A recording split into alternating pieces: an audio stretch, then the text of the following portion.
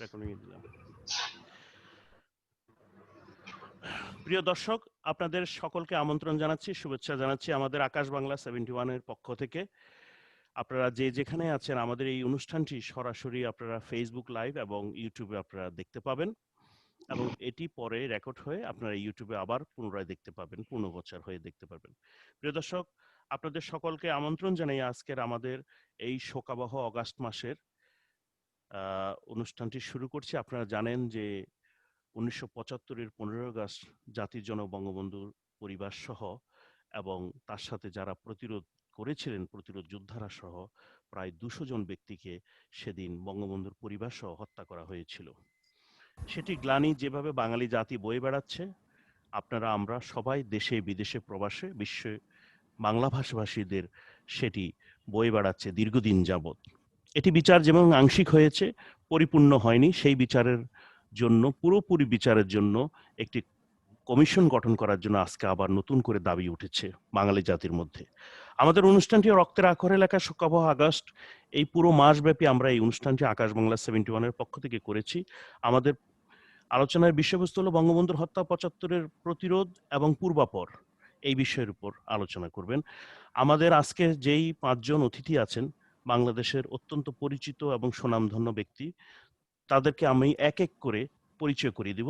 তবে সর্বপ্রথমেই জাতির জনক বঙ্গবন্ধু শেখ মুজিবুর রহমান সহ 15 আগস্টে নিহত সেই 32 নম্বর বাড়িতে 18 জন ব্যক্তির প্রতি আমরা গভীর শ্রদ্ধা নিবেদন করছি। তার সাথে সাথে 15 আগস্টের বঙ্গবন্ধু হত্যার পরে যারা প্রতিরোধ গড়ে তুলেছিলেন, যাদেরকে আমরা প্রতিরোধ যোদ্ধা হিসেবে অভিবাদন জানাই, সেই সকল প্রতিরোধ যোদ্ধাদেরকে একে একে অত্যাচার, নির্যাতন এবং হত্যা করা হয়েছিল সেই সময়। সরকার, স্বৈরশাসক সরকার যারা ছিলেন তারা হত্যা করেছিল, তাদের প্রতিও আমরা গভীর শ্রদ্ধা নিবেদন করছি। এবং সেই আদিবাসীদের মধ্যেও প্রায় 25 জন আদিবাসী বঙ্গবন্ধুর হত্যার প্রতিবাদ করেছিলেন, তাদের প্রতিও আমরা গভীর শ্রদ্ধা জানাচ্ছি। শুরু করতে যাচ্ছি আমাদের আজকের এই অনুষ্ঠান এবং আমাদের সাথে যে সকল অতিথিরা যুক্ত হয়েছেন তাদেরকে এক এক পরিচয় করে দিচ্ছে। বাংলাদেশের অত্যন্ত পরিচিত মুখ এবং সকলের পরিচিত মেজর জেনারেল অবসরপ্রাপ্ত আব্দুর রশিদ, যিনি নিরাপত্তা বিশ্লেষক হিসেবে আছেন, উনি আজকে আমাদের সাথে যুক্ত হয়েছেন আকাশ বাংলা 71-এর সাথে। আমরা ওনাকে স্বাগতম জানাচ্ছি আমাদের আজকের এই শোকাবহ অনুষ্ঠানের কথা বলার জন্য। আমাদের সাথে যুক্ত হয়েছেন বাংলাদেশের অত্যন্ত পরিচিত সুরকার এবং সঙ্গীত পরিচালক শেখ সাদী খানকে আমরা স্বাগতম জানাচ্ছি।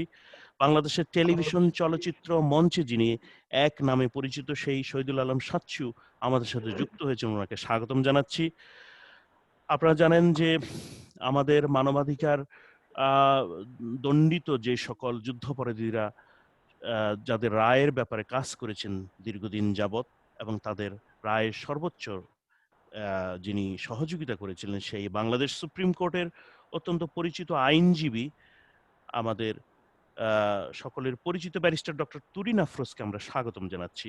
বাংলাদেশের সাংবাদিক জগতের যিনি অত্যন্ত দিকপাল হিসেবে পরিচিত, বাংলাদেশের ঢাকা রিপোর্টার্স ইউনিটের যিনি সহসভাপতি হিসেবে দায়িত্ব পালনে আছেন, আমাদের বিশিষ্ট সাংবাদিক নজরুল কবিরকে আমরা স্বাগতম জানাচ্ছি। এবং আমাদের এক প্রান্ত থেকে আছেন আমাদের অনুষ্ঠান প্রযোজক মোহাম্মদ শাহ আলম, আমরা ওনাকেও স্বাগতম জানাচ্ছি। শুরু করতে যাচ্ছি আমাদের আজকের এই শোকাবহ আগস্টের বঙ্গবন্ধুর হত্যার 75-এর প্রতিরোধ এবং পূর্বাপরের উপর আলোচনার জন্য। সর্বপ্রথমেই আমি গভীর শ্রদ্ধার সাথে আরেকজন ব্যক্তির প্রতি আমরা শ্রদ্ধা জানাবো। আপনারা জানেন যে গতকালকে আমাদের সাংবাদিক ও কথাশিল্পী রাহাত খান ইন্তেকাল করেছেন। উনি দীর্ঘদিন যাবৎ অসুস্থতার মধ্যে ছিলেন, যার 78 বছর হয়েছে। কিডনি, ডায়াবেটিস, বিভিন্ন রোগে উনি আক্রান্ত হয়ে আমাদের কাছ থেকে চিরবিদায় নিয়েছেন।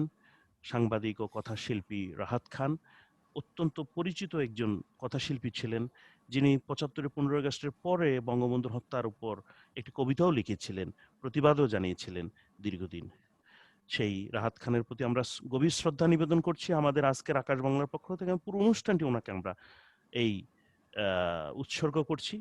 এই অগাস্ট মাসে আমরা রাহাত খানকে হারিয়েছি, এর জন্য আমরা অত্যন্ত দুঃখিত এবং মর্মাহত।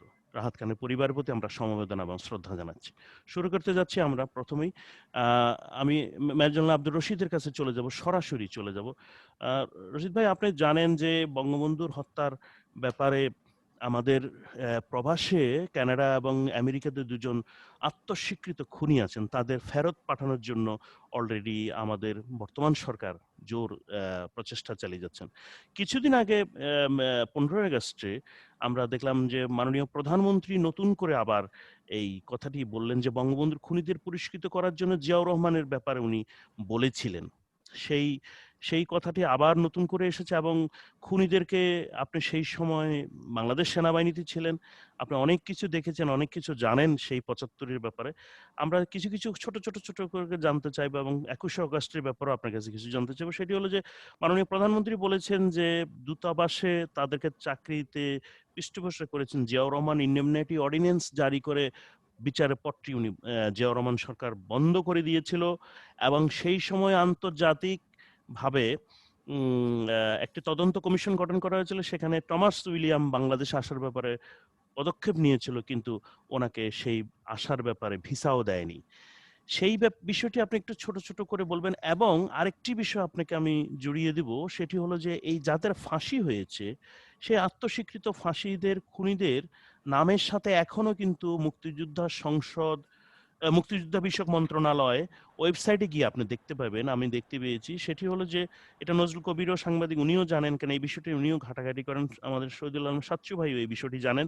সেটি হলো যে এই ফাঁসি যাদেরকে হয়েছে তাদের ফাঁসির দণ্ডপ্রাপ্ত আসামিদের নামের সাথে এখনো বীর বিক্রম, বীর উত্তম দেওয়া আছে। সেটি কিন্তু মুক্তিযোদ্ধা মন্ত্রণালয় এখনো কিন্তু সরায় নেই এবং প্রতি বছর এটি হালনাগাদ করে আপ টু ডেট করা হয় তাদের নামের সাথে। এবং যেই 5 জন পলাতক খুনি আছেন বিভিন্ন দেশে, যেমন ক্যাপ্টেন নূর চৌধুরী কানাডায় অবস্থানরত আছেন, তার নামের সাথে বীর বিক্রম দেওয়া আছে, মেজর শরীফুল হক ডালিমের নামের সাথে বীরুত্তম দেওয়া আছে। তাহলে আমার একটি প্রশ্ন আপনার কাছে, এরা আত্মস্বীকৃত জাতির জনকের হত্যাকারী যাদের রায় হয়ে গিয়েছে বাংলাদেশের উচ্চ আদালত থেকে, তাদের নামের সাথে বীর বিক্রম বীরুত্তম দেওয়ার কি যুক্তি হতে পারে এবং এটি কি সবকিছুই কি মাননীয় প্রধানমন্ত্রীর নজরে আসতে হবে? এটি কি মুক্তিযোদ্ধা মন্ত্রণালয়ের দায়িত্ব কি নেই এই ব্যাপারটা কি দেখার? এবং 2015-এ তখন এই মুক্তিযুদ্ধ মানে দল বা আওয়ামী লীগ সরকার ক্ষমতায় ছিল, সেই 11ই আগস্ট থেকে এদের হালনাগাদ করা হচ্ছে, এই বিষয়টিও একটু বলবেন জনাব আব্দুর রশিদ। আমার মনে হয় এখানে সবচেয়ে বেশি বলতে পারতেন ব্যারিস্টার তরিন আফরোজ। আমি যেটা মনে করি সেটি হচ্ছে যে একটি আইনি কাঠামোর মধ্যে তো দেশ চলে, তখন হচ্ছে এদেরকে যখন স্বাধীনতা সংগ্রামের সময় যে তারা যে রাষ্ট্রীয় পুরস্কার পেয়েছে সেটি হচ্ছে আইনের মাধ্যমে পেয়েছে। এখন তার কাছ থেকে যখন আপনি এটা তুলে নেবেন, তো সেটি সে যখন কোনো কলঙ্কিত কিছু করলো, তার জাতীয় বীরের এইসব আখ্যা, এটি আদালত কর্তৃক এটি উঠিয়ে দেওয়া উচিত ছিল আমি মনে করি। সেখানে একটি ভুল হয়েছে, আদালত সেটি তাদের এই সবগুলোকে কলঙ্ক জায়গাগুলোকে স্পষ্ট করা উচিত ছিল, যার ফলে তারা সেই প্রথম থেকে শুরুতে তাদের দেওয়া হয়েছে সেটিকে তারা কন্টিনিউ করছে। এখন বাংলাদেশে কাউকে কোনো সম্মাননা দিলে সেই সম্মাননা ফেরত নেওয়ারও প্রক্রিয়া আছে। তো সেই প্রক্রিয়ার ভেতরে এটি মুক্তিযোদ্ধা মন্ত্রণালয়ের সাথে সাথে এখানে একটা প্রক্রিয়া শুরু করা উচিত ছিল। সেখানে তারা শুরু করেনি বলেই তারা সেই অতীতের মানে ওই প্রক্রিয়াতেই তারা তাদেরকে দেখিয়ে নিজেদেরকে জাস্টিফাই করতে চাচ্ছে যে তাদের নামের মধ্যে আমরা রেখেছি। তবে এরা যে আত্মস্বীকৃত খুনিদের সবচেয়ে বেশি হতো যে তাদের যে রাষ্ট্রীয় সম্মাননা আছে এগুলো যদি আদালত তাদের কাছে কেড়ে নিত তাহলে সেটি সবচেয়ে বেশি গ্রহণযোগ্য। সেক্ষেত্রে যারা আদালতে বিচার লড়েছেন আমি জানি না, এখানে আমি এমন কোনো চিহ্ন পাইনি যে আমাদের যারা আইনজীবী ছিলেন তারা এই বিষয়টি আদালতে উত্থাপন করেছেন। সেটি আমার কাছে মনে হয় না যে আমার নজরে আছে, কারণ ব্যারিস্টার তরিন আফরোজ আরো বেশি আইন ফলো করেন, উনি হয়তো বলতে পারবেন যে আসল জায়গাটা কোথায়। জনাব আব্দুর রশিদ, আপনাকে একটা প্রশ্ন করতে, আপনি বলছেন আদালতের প্রসঙ্গে, কিন্তু আপনি যে বিশ্বের দিকে তাকায়, মানবাধিকার লঙ্ঘনের দায়ে অং সান সুচির কিন্তু একাধিক পদক প্রত্যাহার করে নিয়েছে, তাহলে কি তারাও কি আদালতের সমাপন্ন হয়েছে? আমি বলছি যে প্রক্রিয়ার সাথে, সেটি হচ্ছে যে এটা এথিক্যালি যদি আমরা চিন্তা করি অবশ্যই তাদের এই রাষ্ট্রীয় সম্মাননা চলে যাওয়া উচিত, এটাকে ছিনিয়ে নেওয়া উচিত, কারণ তারা আমাদের কলঙ্কর জায়গায় আছে। কিন্তু সেটা আপনি নেবেন যেমন করে তারও একটা প্রক্রিয়া থাকতে হবে। সেই কোন প্রক্রিয়ার মাধ্যমে আমরা দেখেছি যে অং সান সুচির কথা বলছেন, তার যে নোবেল প্রাইজ নেবার জন্য সারা বিশ্বে কিন্তু একটি আন্দোলন তৈরি হয়েছিল। সবাই সাইনিং করা ছিল যে এটি দিয়ে তারা প্রস্তাব করবে যাতে তার নোবেল প্রাইজ ফেরত নেওয়া হয়, কারণ উনি শান্তির জন্য নোবেল প্রাইজ পেয়েছেন কিন্তু শান্তির পক্ষে উনি কাজ করেননি। তো সেই বিষয়টাতে এথিক্যাল এথিক্যাল অ্যান্ড আইনি বিষয়টা আমি বললাম যে এটি subject of barrister Turin Afroz. এখানে কোথায় দাঁড়াবে? আপনি তাকে যে একবার সম্মাননা দিয়েছেন, সেই সম্মাননা একটি প্রক্রিয়ার ভেতরে দিয়েছেন, তারপরে উঠিয়ে নেওয়া উচিত। সেটি নেবার জন্য আমাদের যে প্রক্রিয়া শুরু করে কেউ তো করেনি। এখানে আমরা আজকে এই যে দাবি পেশ করছি যে তাদের প্রক্রিয়া শুরু করে তাদের এই সম্মাননা ছিনিয়ে নেওয়া উচিত, এতে কোনো সন্দেহ নেই। কিন্তু এই প্রক্রিয়াটা শুরু করবে কে? কাউকে না কাউকে করতে হবে। তো সেটি করা হয়েছে কিনা আমার এতে যথেষ্ট সন্দেহ আছে। এই সম্পর্কে আমি সম্যকভাবে অবহিত না কেউ এই প্রক্রিয়া শুরু করেছেন কিনা। আচ্ছা, আমরা আসবো আবার আব্দুর রশিদের কাছে, মেজর আব্দুর রশিদ। আমি সাচ্চু ভাইয়ের কাছে চলে যাই। সাচ্চু ভাই শুনতে পাচ্ছেন? সাচ্চু ভাই আপনার মিউট করে রেখেছেন।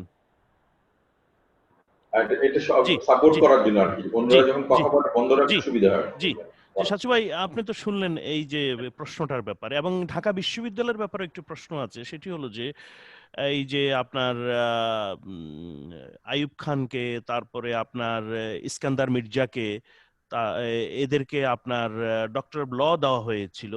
সেটিও কিন্তু আপনার যারা ভাষা আন্দোলনের বিরুদ্ধে ছিল, যারা মুক্তিযুদ্ধের বিরুদ্ধে ছিল, তাদেরকে এই যে আমাদের এতজন ভাইস চ্যান্সেলর আসছে যাচ্ছেন, তাদের ব্যাপারে কোনো পদক্ষেপ নিচ্ছে না। তাদের সিনেটেও এই ব্যাপারে আলোচনা, ঢাকা ইউনিভার্সিটি যে সিনেট আছে সেখানেও আলোচনা হচ্ছে না যে এই যে যারা পাকিস্তানি স্বৈরশাসক আমাদের বিরুদ্ধে ছিল, তাদেরকে ঢাকা ইউনিভার্সিটিতে ডক্টর ল দেওয়া হয়েছে, তাদেরকে সম্মান জানানো হয়েছে, তাদের বহাল তবিতে তাদের সেই পদক ঢাকা ইউনিভার্সিটিতে আমাদের, সেটাও কিন্তু আমাদের প্রশ্নবিদ্ধ।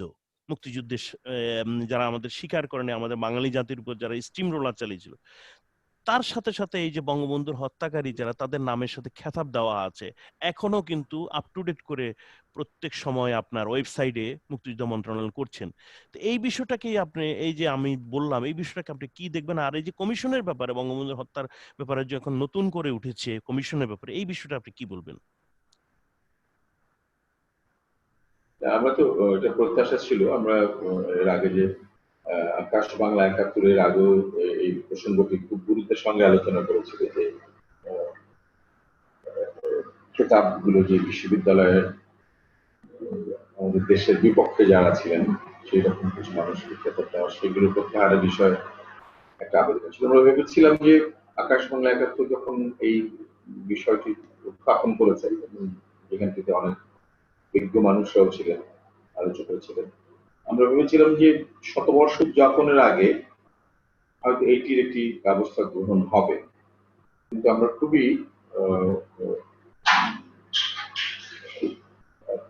মানে লজ্জার সাথে খেয়াল করলাম যে না, এই শতবর্ষও একটা বড় সুযোগ ছিল সেই তাদের খেতাবগুলো প্রত্যাহার করা।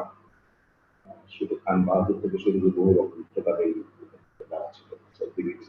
আমার কাছে মনে হচ্ছে সেই জায়গাটা যেন যায়নি। তেমনি করে বঙ্গবন্ধু হত্যাকারী যে আত্মস্বীকৃত খুঁজে যাদের, তাদের বিরুদ্ধে সবচেয়ে দুঃখজনক বিষয় যে মুক্তিযুদ্ধ মন্ত্রণালয়ের একজনও কি এইরকম কর্মকর্তা নেই যে এখানটায় যারা নিজেরাই এটি দেখতে পারেন, কিন্তু তারা জানে যে কোন কোন মুক্তিযোদ্ধারা, অনেক মুক্তিযোদ্ধারা আছেন যারা গ্রাম থেকে শহরে এসে তার হালনাগাদ করতে পারে না তার সার্টিফিকেটের বিষয়টিকে।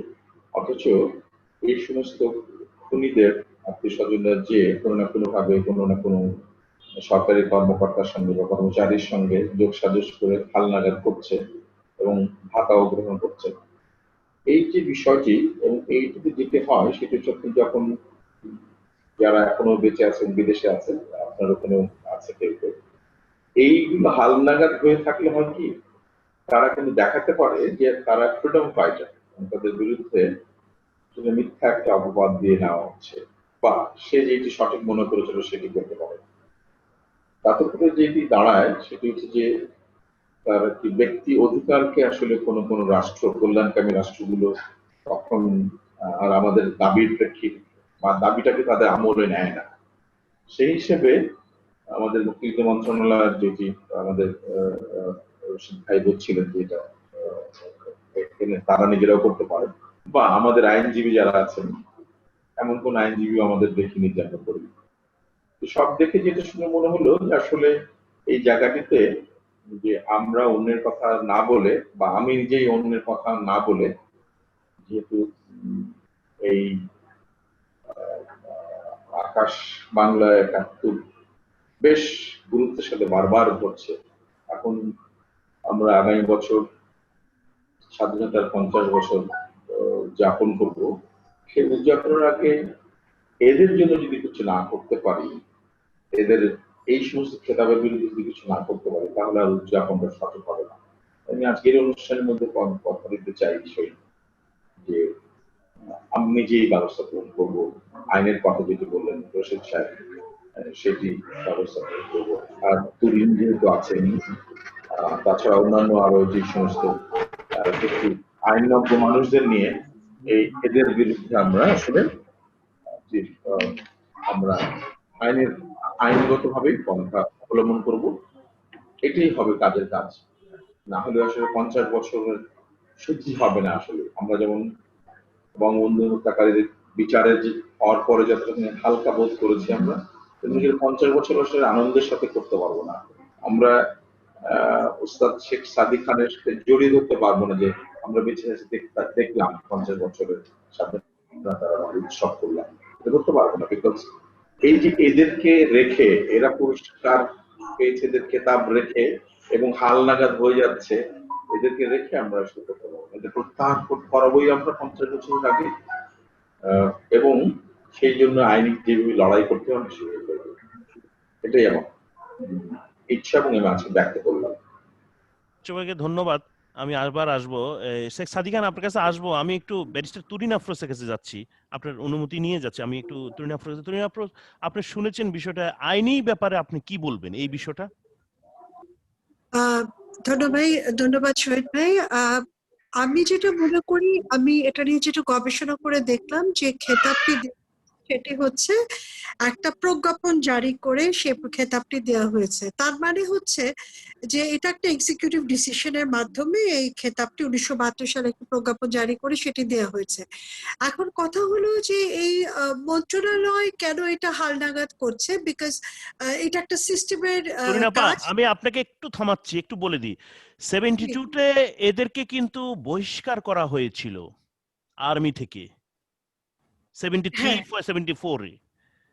হ্যাঁ, ডালিম বলেন, নূর বলেন, এদেরকে সেনাবাহিনী থেকে বহিষ্কার, মানে সাসপেন্ড করা হয়েছিল। না, জি, আপনাকে আমি যে জিনিসটা বলি, এখানে লিগ্যাল জায়গাটা হচ্ছে রশিদ ভাই, আপনার কোনো কথা থাকলে আপনি কথা বলতে পারেন, কোনো অসুবিধা নেই। আপনি এগুলো উন্মুক্ত, আপনি কোনো কথা থাকলে আপনি কিন্তু শেয়ার করতে পারেন। জি, তরুণাপা বলেন। ক্লাস 1-এ একটা বাচ্চা ফার্স্ট হয়েছে ক্লাসের ভেতরে, কিন্তু ক্লাস 10-এ যে সে পরীক্ষা ফেল করেছে। ক্লাস 10-এ ফেল করার জন্য আপনি ক্লাস 1-এ বাচ্চাটির সার্টিফিকেটটা নেবেন কিনা, প্রশ্নটা কিন্তু সেরকম জায়গায়। কিন্তু এটির আইনি যুক্তিটি হচ্ছে, যদি আমি দেখি যে ছেলেটি ক্লাস 1-এ ফেল করেছে, সে বলছে যে আমি তো ক্লাস 1-এ নকল করে পাস করেছিলাম, তাহলে সেই সার্টিফিকেটটি রাখার আর কোনো যোগ্যতা তার থাকে না। এখন আমার কথা হচ্ছে, তাদেরকে যে ১৯৭১ সালে বীরত্বের জন্য পুরস্কার হিসেবে একটা খেতাব দেওয়া হলো, একটা খেতাবের দুটো দিক আছে আর তিনটে দিক আছে। একটি হচ্ছে অতীত দিক, যে তিনি একটি কাজ করেছেন, সে কাজের স্বীকৃতি হিসেবে তাকে দেওয়া হয়েছে। দুটি হচ্ছে যে ভবিষ্যতে তিনি যাতে সেখানটাতে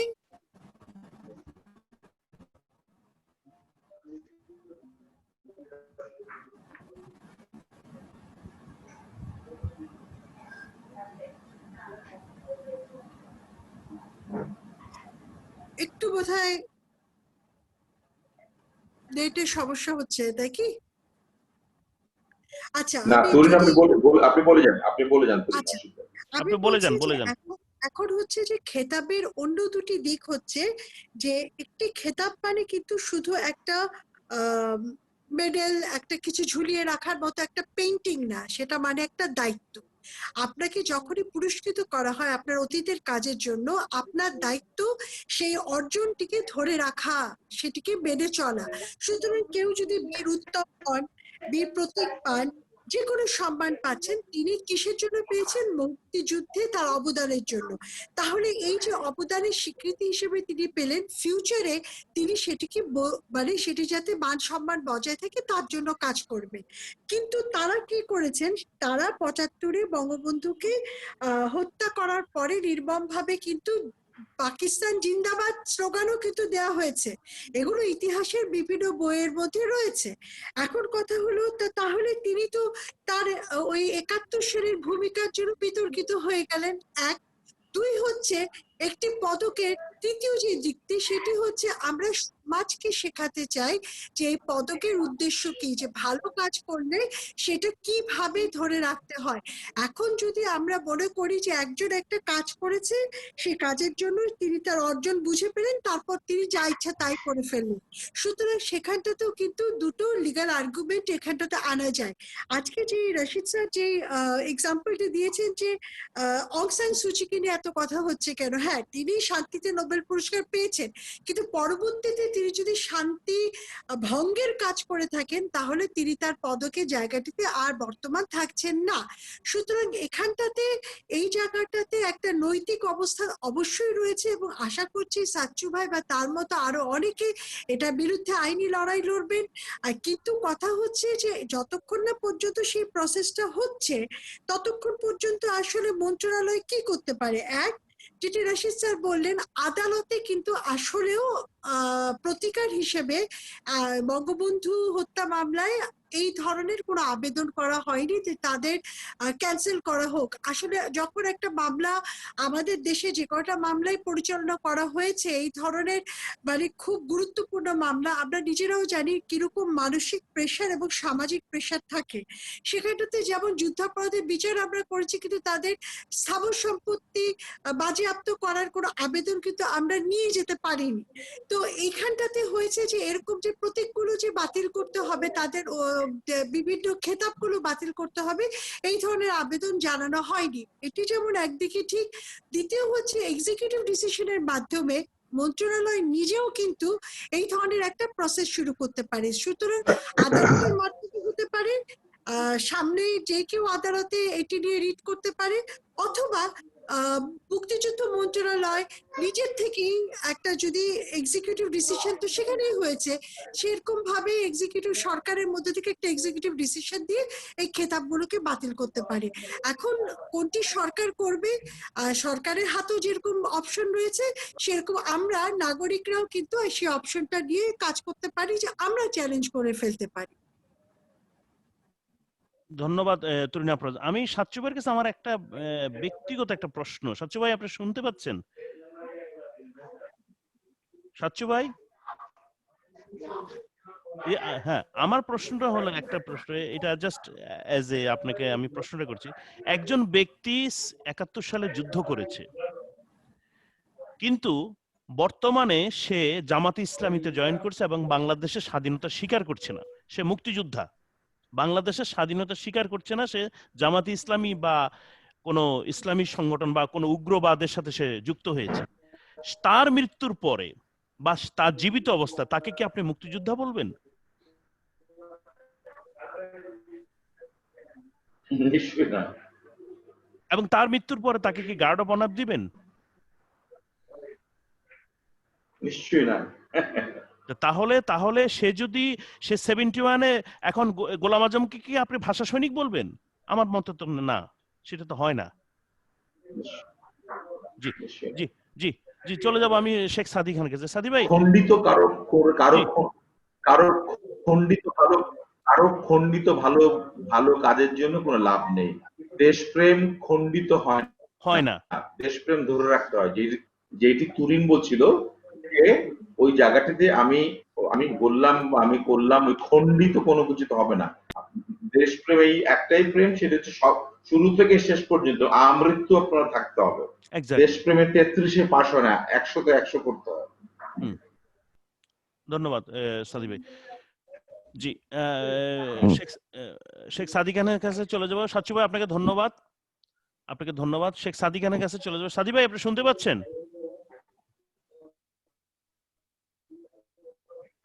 হ্যাঁ, শুনতে আচ্ছা, জি। পাচ্ছি সাদি ভাই, ভাই।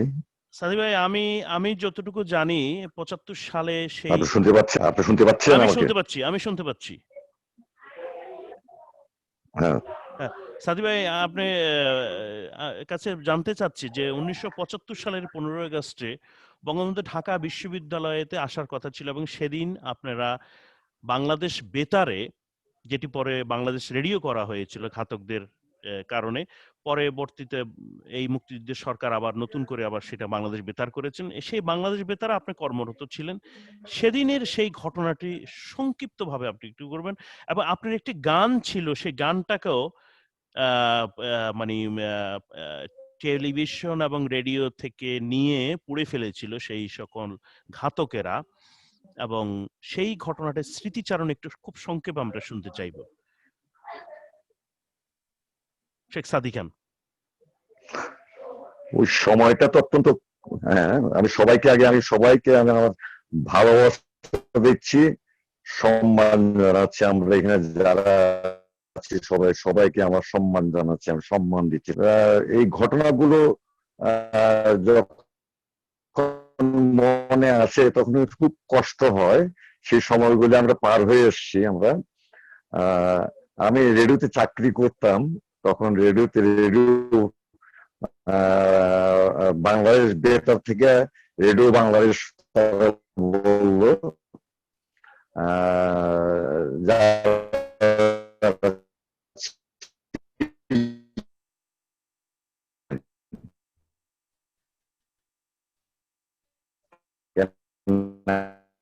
আমি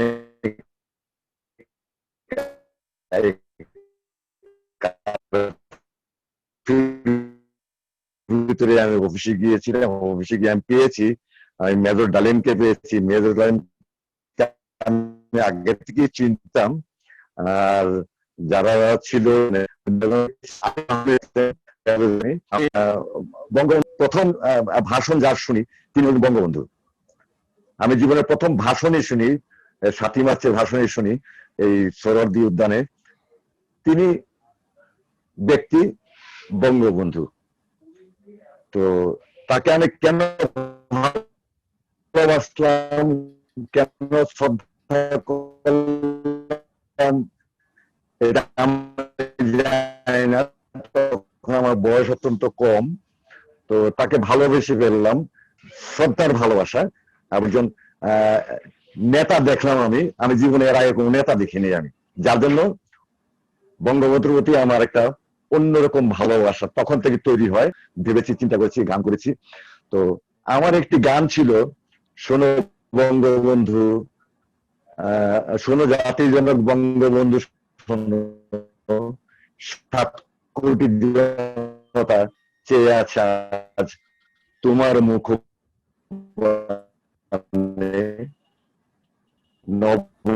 অনুরাগ ঝরছে শুধু তোমার জয় গানে। আমি গানটি করেছিলাম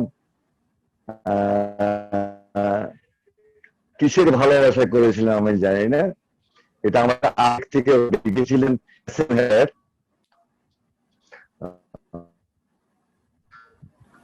এই গানটি প্রচার হয়েছিল, প্রচার, তারপরে গানটি ধাপ করে নিয়ে গেল জার্মানের জার্নালিস্ট ছিল, জর্জ কি যায় নাম গানটি আমি পাই না।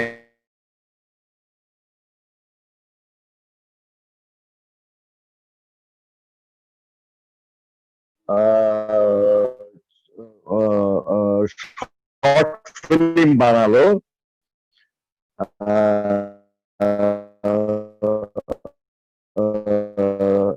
কায়েস চৌধুরী এখনো বেঁচে আছে। কায়েস চৌধুরী আমার ছোট ভাই। এখানে আমি গানটি ধারণ করলাম,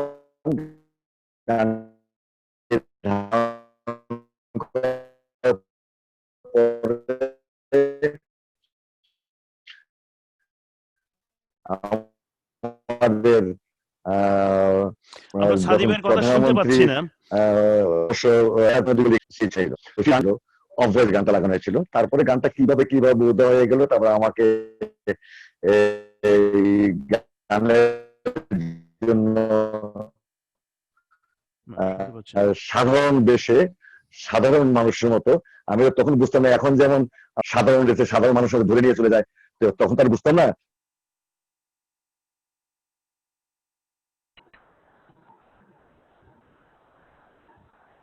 সাদিবের কথা শুনতে পাচ্ছি না, ওনার এটা হচ্ছে, আমি নজরুল কবির কাছে চলে যাব।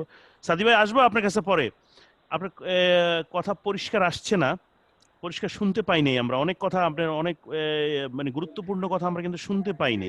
কথা, এই হ্যাঁ, আপনার কথা অনেক গুরুত্বপূর্ণ। এই যে কথা কে যাচ্ছে, কেটে কেটে গেছে, কারণ হলো মেজর ডালিম রেডিও সেন্টারে গিয়েছে, এটা আপনার অনেক কথা শুনতে পাইনি আমরা। আসবো আপনার কাছে, আবার আসবো। আমি নজরুল কবির কাছে যাচ্ছি।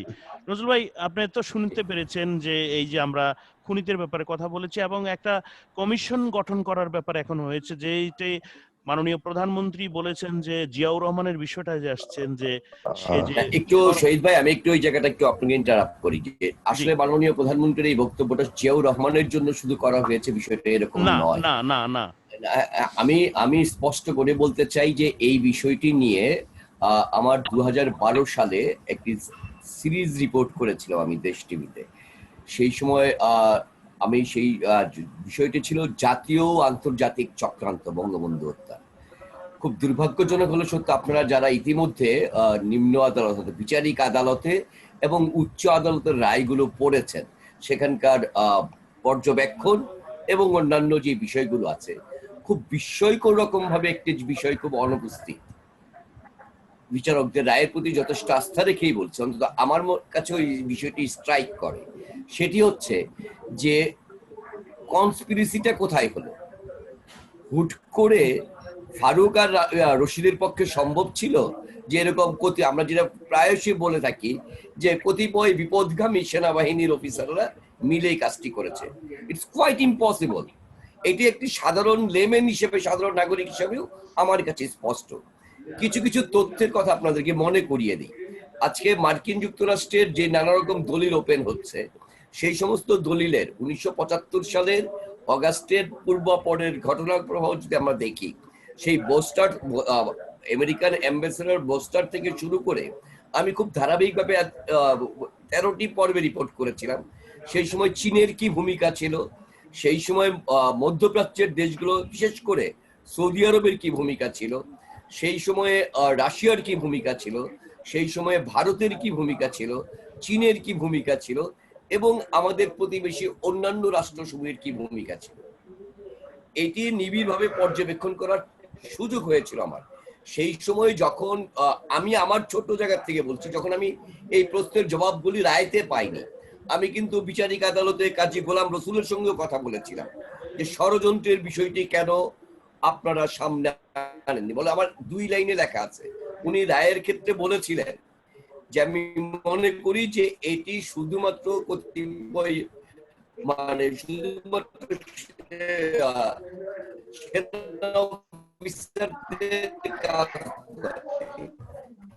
এর পেছনে বড় চক্র থাকতে পারে, আছে, কিন্তু খুবই হালেন যে বিচারিক আদালতের যখন রায়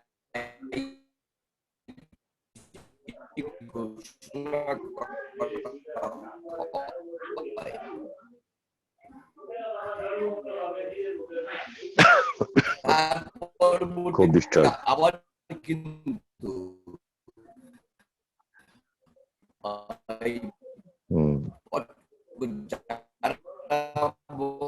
বঙ্গবন্ধুকে হত্যা করেছিল তাদের কর্তৃত্বকারী ক্ষমতায় জায়গা থেকে আছে বলেই ওই সময় সৈয়দ আশরাফুল ইসলাম কমিশন করা উচিত। কমিশনটি প্রয়োজন আন্তর্জাতিক লোক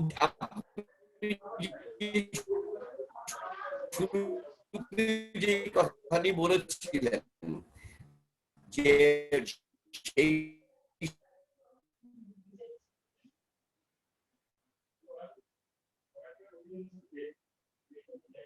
প্রচন্ড ডিস্টার্ব ওয়েভে।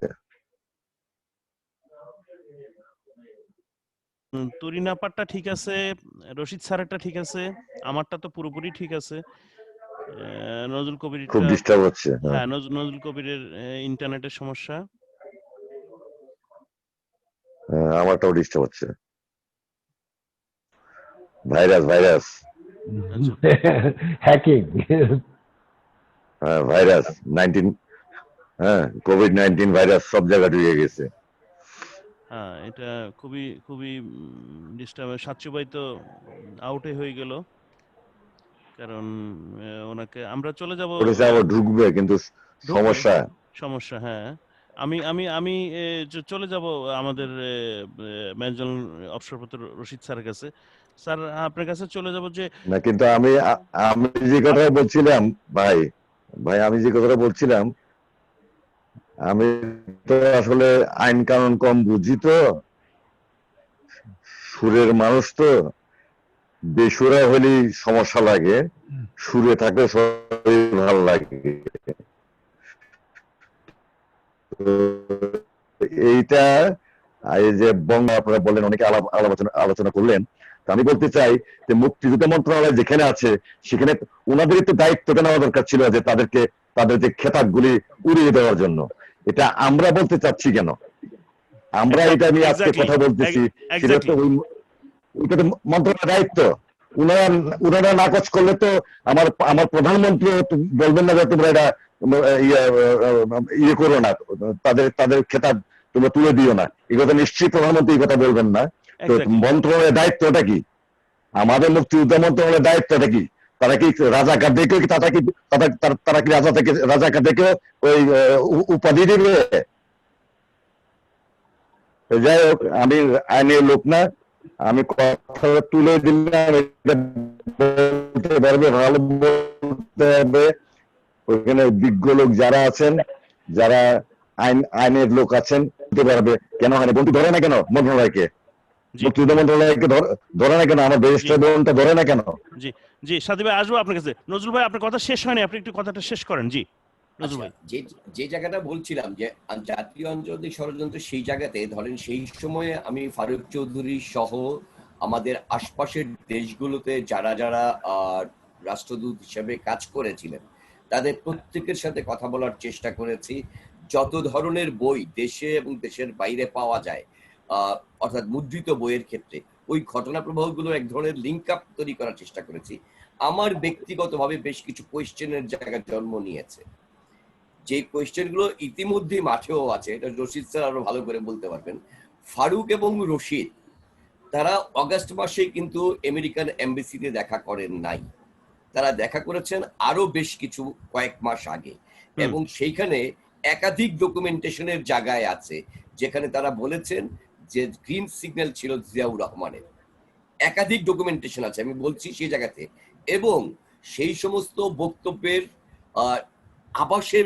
আবাসে ভাষ্য মেলে যে আমেরিকান যেই দলিলগুলো আছে, মার্কিন যেই দলিলগুলো আছে, সেই দলিলগুলোর মধ্য থেকে আপনি যদি খেয়াল করবেন যে পাকিস্তানে নিযুক্ত মার্কিন রাষ্ট্রদূতের পাঠানোর চিঠির জবাবটা কি আছে সেই সময়, আপনি খেয়াল করবেন দিল্লিতে নিযুক্ত মার্কিন রাষ্ট্রদূতের ভাষ্য কি আছে তখন, একই সঙ্গে চীনে মার্কিন রাষ্ট্রদূতের ভাষ্য কি আছে তখন। এই প্রতিটি বিষয় যখন আমরা এই ঘটনা প্রবাহের ইন্টারলিঙ্ক করি, তখন কিন্তু আমরা দেখতে পাই জাতীয় আন্তর্জাতিক ষড়যন্ত্রটা কোন জায়গায় আছে। আপনাদেরকে আরেকটি কথা মনে করিয়ে দেই, এই যে অল্প কিছুদিন আগে মারা গেলেন, মানে বছর দুয়েক হয়, মেজর জিয়াউদ্দিনের কথা আমরা জানি, সুন্দরবনের সেই আমাদের মেজর জিয়াউদ্দিনের কথা। উনার কাছে যখন আমি ইন্টারভিউটি করতে যাই, উনি জানি না যে উনি ওই সময় মধ্যে ঢাকা ডিটাচমেন্ট ডিজিএফআই ছিলেন। জি জি জি জি উনি আমি লাস্ট যখন তার ইন্টারভিউটা করি, আমাকে 20 মিনিটের সময় দিয়েছিলেন, কিন্তু যেভাবেই হোক ওই দিন হয়তো উনি অনেক বেশি ইমোশনাল ছিলেন বা অনেক বেশি টাচি ছিলেন। আমি কিছু হয়তো তীর্যক প্রশ্নও তাকে করেছিলাম। 6.5 ঘন্টার একটি ইন্টারভিউ দিয়েছিলেন আমাকে, এবং তিনি জানিয়েছিলেন, এবং তিনি এমন কিছু কথা বলেছেন, আমি জানি না এই বিষয়গুলো ভবিষ্যতে আবার কবে প্রকাশ হবে, কারণ আমি তখন যে চ্যানেলে কাজ করতাম, যেহেতু আমার ফোকাল পয়েন্ট ছিল শুধুমাত্র জাতীয় আন্তর্জাতিক ষড়যন্ত্র, সেখানে আমি 13 পর্বের একটি রিপোর্ট করতে, ধরেন যে 13 দুগুণে 26, 3 13 39 মিনিটের 13 পর্বের রিপোর্ট করেছি। কিন্তু তার 6 ঘন্টার ইন্টারভিউর মধ্যে সেখানে কিন্তু সাফায়েত জামিল নিয়ে প্রশ্ন তোলার মতো ভাষ্য ছিল। এমনকি আপনি অবাক হবেন, খালেদ মোশাররফকে নিয়ে প্রশ্ন তোলার মতো ভাষ্যও কিন্তু ছিল, যেগুলো ইতিহাসে অন্যরকম সত্য। আমি জানি না যে ফলে ভবিষ্যতে এই বিষয়ে হয়তো আরো নিবিড় পর্যবেক্ষণ করা, গবেষণা করার সুযোগ থাকে। সেই সময় উনি বলছিলেন যে বঙ্গবন্ধুকে ইনফর্ম করা হয়েছিল যে শেখ কামালের ব্যাংক ডাকাতি শুরু করে যত ধরনের প্রপাগান্ডা গুলি করা হচ্ছে, এই সমস্ত প্রপাগান্ডা গুলো আইএসআই করাচ্ছে এবং সেখানে ব্যবহার করা হচ্ছে বাংলাদেশের ভেতরকার কিছু রাজনৈতিক মেধাবী তরুণদেরকে, এবং কিভাবে সেই নেটওয়ার্ক গুলি হচ্ছিল সেই টু দা পয়েন্টের রিপোর্ট গুলো ছিল। সাইমultaneously তিনি আরো বলেছিল, অর্থাৎ একটি সরকারের বিরুদ্ধে কি করে জনমত আগে তৈরি করতে হবে এই জাতীয় নৃশংস ঘটনা ঘটানোর জন্য, তার একটি নীল নকশার কথা কিন্তু বাংলাদেশের গোয়েন্দা সংস্থার মধ্য থেকে কোনো কোনো অফিসাররা টের পেয়েছিলেন। সেই কথাগুলো তারা যখন ঊর্ধ্বতনদেরকে জানিয়েছেন, ঊর্ধ্বতন অফিসারদের আমি সবার নাম উচ্চারণ করতে চাচ্ছি না এই মুহূর্তে এই জায়গাতে, তিনি বেশ কিছু জনের নামও বলেছেন, তাদের কেউ কেউ এখনো জীবিত আছেন। তো ফলে হয়েছে যে তারা তাদের ভূমিকাগুলিও কিন্তু রহস্যাবৃত আছে। এমনকি ভারতের কোন কোন জায়গার কোয়েশ্চেন নিয়েও কিন্তু মেজর জিয়াউদ্দিন কোয়েশ্চেন তুলেছিলেন। কারণ যেখানে সমর সেন 3 দিন পরে এসে যখন 16ই August Islamic Republic of Bangladesh ঘোষণা করা হয়ে গেল,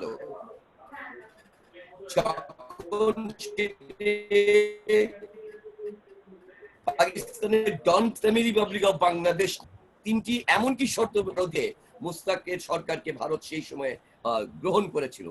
ফলে আমার মনে হয়েছে এই কারণেই ইতিহাসের প্রয়োজনে বঙ্গবন্ধুর হত্যাকাণ্ড, বঙ্গবন্ধু শুধু সেই মুহূর্তে বাংলাদেশের নেতা ছিলেন না, তিনি আপনাদের মনে আছে ন্যাটোর সেই সম্মেলনে বলেছিলেন যে পৃথিবী আজ 2 ভাগে বিভক্ত, একদিকে শোষক আর একদিকে শোষিত, আমি শোষিতের পক্ষে। বঙ্গবন্ধু তখন বিশ্ব নেতায় পরিণত হয়ে গিয়েছিলেন। বিশ্বের যে কয়জন নেতা তখন আলোচিত, ফিডেল ক্যাস্ট্রো, আলেন্দে, বঙ্গবন্ধু, আপনি খেয়াল করে দেখবেন আলেন্দো নিহত হয়েছেন, বঙ্গবন্ধু নিহত হয়েছেন। আমি সে কারণেই মনে করি আজকে এই কমিশনটি জাতীয় এবং আন্তর্জাতিক ভাবে গঠন করা উচিত। কারণ এটি এই কারণে প্রয়োজন যে কনস্পিরেসি যদি আমরা স্পষ্ট না করতে পারি, তাহলে কিন্তু সামনের ফিল্ডে যারা কাজ করলো তাদেরকে আমরা ঘৃণা করব, তাদেরকে আমরা শাস্তি দিব, কিন্তু এর আড়ালে যারা রয়ে গেল এবং তাদের চিন্তার যে উত্তরাধিকার সেটা যে রয়ে গেল, সেটার কিন্তু ভয়াবহ পরিণতি বাংলাদেশকে তাহলে সামনে ভোগ করতে হবে। কারণ আজকে মুক্তিযুদ্ধের সাতচই বলে গিয়েছিলেন, মুক্তিযুদ্ধের 50 বছর পালনের দ্বার প্রান্তে আমরা। একটি জাতিসত্তার বেড়ে ওঠার জন্য 50 বছর একটা টার্নিং পয়েন্ট। আমরা এই 50 বছরের মাথায় এসে বঙ্গবন্ধুর এই হত্যার পেছনের কারণগুলো খুঁজে বের করতে হবে। কেন জাতীয় 4 নেতার হত্যার সুষ্ঠু বিচার হলো না? কি করে শাহ মুয়াজ্জেম হোসেন তাহেরউদ্দিন ঠাকুররা বেকসুর খালাস পেয়ে যান? এই বিষয়গুলো নিবিড় পর্যবেক্ষণ করাটা খুবই জরুরি হয়ে পড়েছে এবং সেই জন্যই তদন্ত কমিশনটি প্রয়োজন। শুধুমাত্র জিয়াউর রহমানকে জন্যই নয়, আমি বলছি Ziaur Rahman one of the culprit ইতিহাসের, কিন্তু এর পেছনে একটি বড় চক্র যুক্ত আছে, এর পেছনে একটি জাতীয় আন্তর্জাতিক রাজনীতি যুক্ত আছে। সেই জায়গাতে বাংলাদেশের যেই স্পৃহা, বাংলাদেশের মানুষের যেই তাগদ, অর্থাৎ ওই যে বঙ্গবন্ধুর সেই 71-এর 7ই মার্চের লাইন যে তোমরা আমাদের দাবায় রাখতে পারবা না, এই যে লাইনটি আজকে খেয়াল করে দেখবেন 50 বছর পরে এসে আমরা কিন্তু সেই রকম একটি জায়গায় দাঁড়িয়েছি। বাংলাদেশ আজকে ইকোনমিক্যালিও কিন্তু আমরা ধীরে ধীরে সামনের দিকে এগোচ্ছি। এমন একটি সময়ে যদি আজকে আমরা আটঘাট বেঁধে না নামি, বঙ্গবন্ধুর হত্যার এই শেকড়টাকে আমরা খুঁজে না ফেলি, তাহলে কিন্তু সামনে আরো ভয়ঙ্কর পরিণতির দিকে আমরা যাব। কারণ ওই সময় ফারুক রশিদ অল্প ছিল, ওই সময়ে জামাতে ইসলামী অল্প ছিল, ওই সময় নেজামে ইসলামী অল্প ছিল, ওই সময়ে বিএনপির অস্তিত্ব ছিল না। আজকে কিন্তু বাংলাদেশে মুক্তিযুদ্ধের চেতনার পরিপন্থী একটি বড় অংশ ভোটার রয়ে গেছে, এটি ভুলে গেলে আমাদের চলবে না। আজকে কিন্তু হেফাজতে ইসলামের মতো বাংলাদেশের মুক্তিযুদ্ধের চেতনা বিরোধী মানসিকতার একটি জায়গা রয়ে গেছে। ফলে এখন আরো ভয়ঙ্কর কোন পরিণতির দিকে বাংলাদেশকে ঠেলে দেওয়ার জন্য নানা রকম কনস্পিরেসি আছে। সেই কনস্পিরেসি গুলোকে ঠেকানোর জন্য হলেও এই আন্তর্জাতিক জাতীয় ষড়যন্ত্রের শেকড় উৎপাদন করতে বঙ্গবন্ধুর এটির জন্য তদন্ত কমিশনটি হওয়া দরকার। আর আমি মনে করি বঙ্গবন্ধুর কন্যাকে সব কথা কেন বলতে হবে? বাংলাদেশের মানুষ, যে বাংলাদেশের সাধারণ জনগণ আজকে নতুন ভাবে যে বঙ্গবন্ধুকে আবিষ্কার করছে, সাচ্চুমের ওই বক্তব্যের সাথে আমি একমত যে সত্যি সত্যি নাগরিক হিসেবে আমাদের অনেক দায়িত্ব আছে। নাগরিক হিসেবেই নাগরিকরাই কিন্তু বঙ্গবন্ধুর হত্যার প্রতিবাদে এগিয়ে এসেছিল আগে। এটা মনে করতে হবে যে সেই কিশোরগঞ্জের সেই থেকে শুরু করে পরবর্তীতে আপনি যেটা বললেন সেই গারো পাহাড়ের পাদদেশের আদিবাসীরা প্রত্যেকেই কিন্তু সম্মিলিতভাবে চেষ্টা করেছিলেন। আজকেও আমি বলছি যে জাতীয় আন্তর্জাতিক ষড়যন্ত্রের জন্য এমন একটি কমিশন হতে হবে যেই কমিশনের একজন সদস্য বিতর্কিত থাকতে চলবে না। একজন সদস্য বিতর্কিত হলে কিন্তু আমাদের পরিণতি খুব ভয়াবহ হবে। জি নজরুল ভাই, আসবো নজরুল ভাই।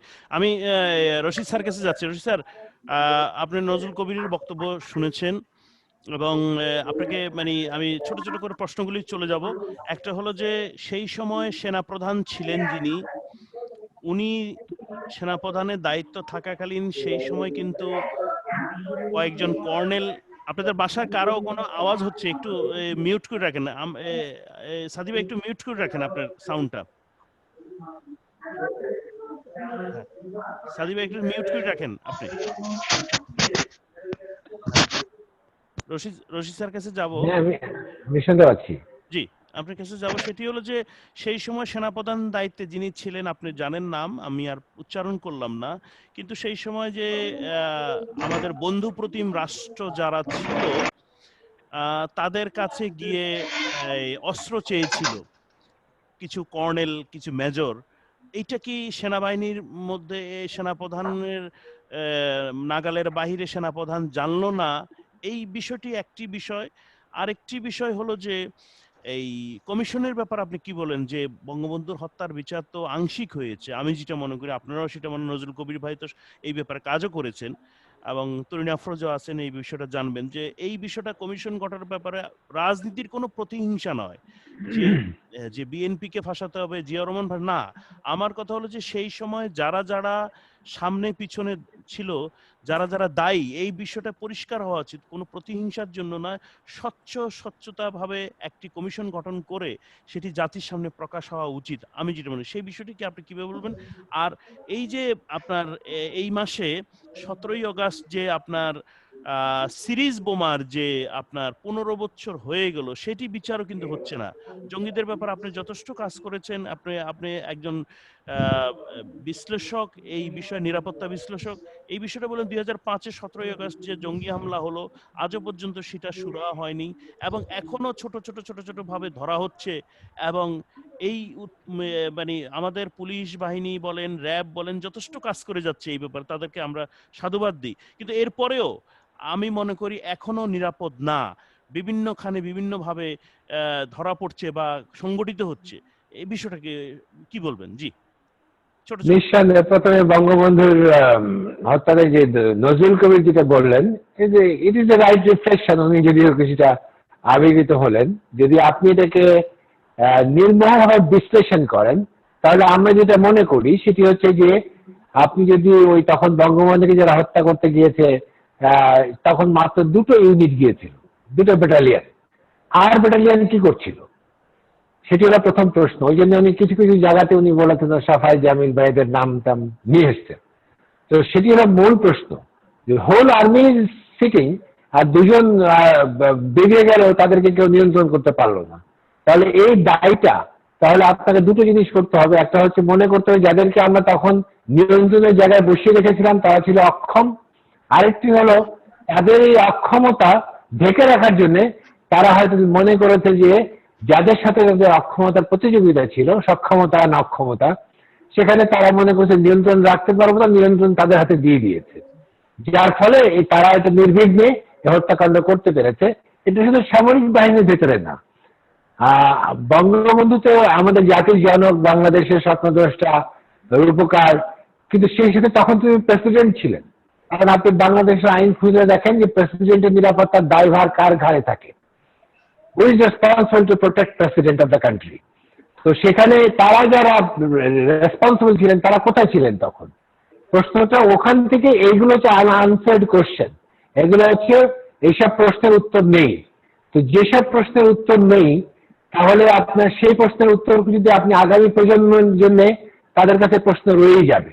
সেই জন্য আপনাকে এই প্রশ্নটা, একটি হচ্ছে যে বিচার যেমন কাজের হয়েছে যারা হচ্ছে ফাইটিং মানে সামনে ছিলেন, কিন্তু পেছনে যারা কলকাতায় দাঁড়িয়েছেন, উনি যেমন যেটা কথা বললেন যে ওই ন্যাম কনফারেন্সে যেখানে ওই বক্তব্যটা দিলেন, তো যে জোট নিরপেক্ষ সম্মেলনে আলজিয়াস ওইটা ছিল, এটা 4th সামিট ছিল, উনি ওই কথা বলার পরে তাকে কিন্তু একটি কথা আমি শুধু যোগ করতে যাচ্ছি, সাথে সাথে ফিদেল কাস্ট্রো তাকে বলেছিলেন যখন স্টেজ থেকে নেমে আসলেন যে মুজিব, আজকে থেকে তোমার পেছনে একটা বুলেট তাড়া করবে, এই বুলেট কিন্তু তোমাকে ছাড়বে না।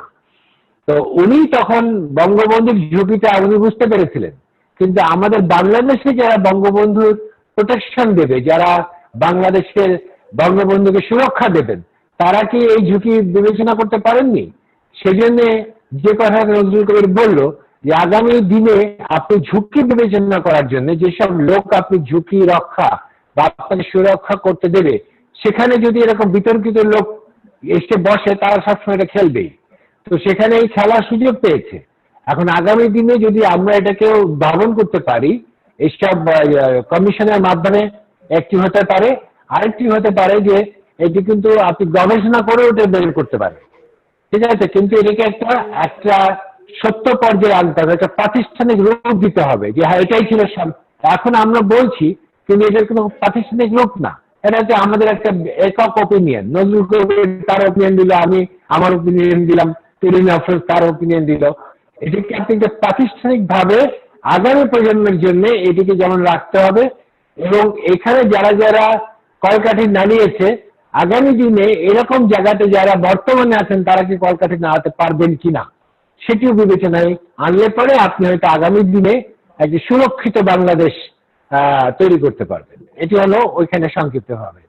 আরেকটি আপনি জিজ্ঞেস করেন জঙ্গিবাদ। জঙ্গিবাদ কি?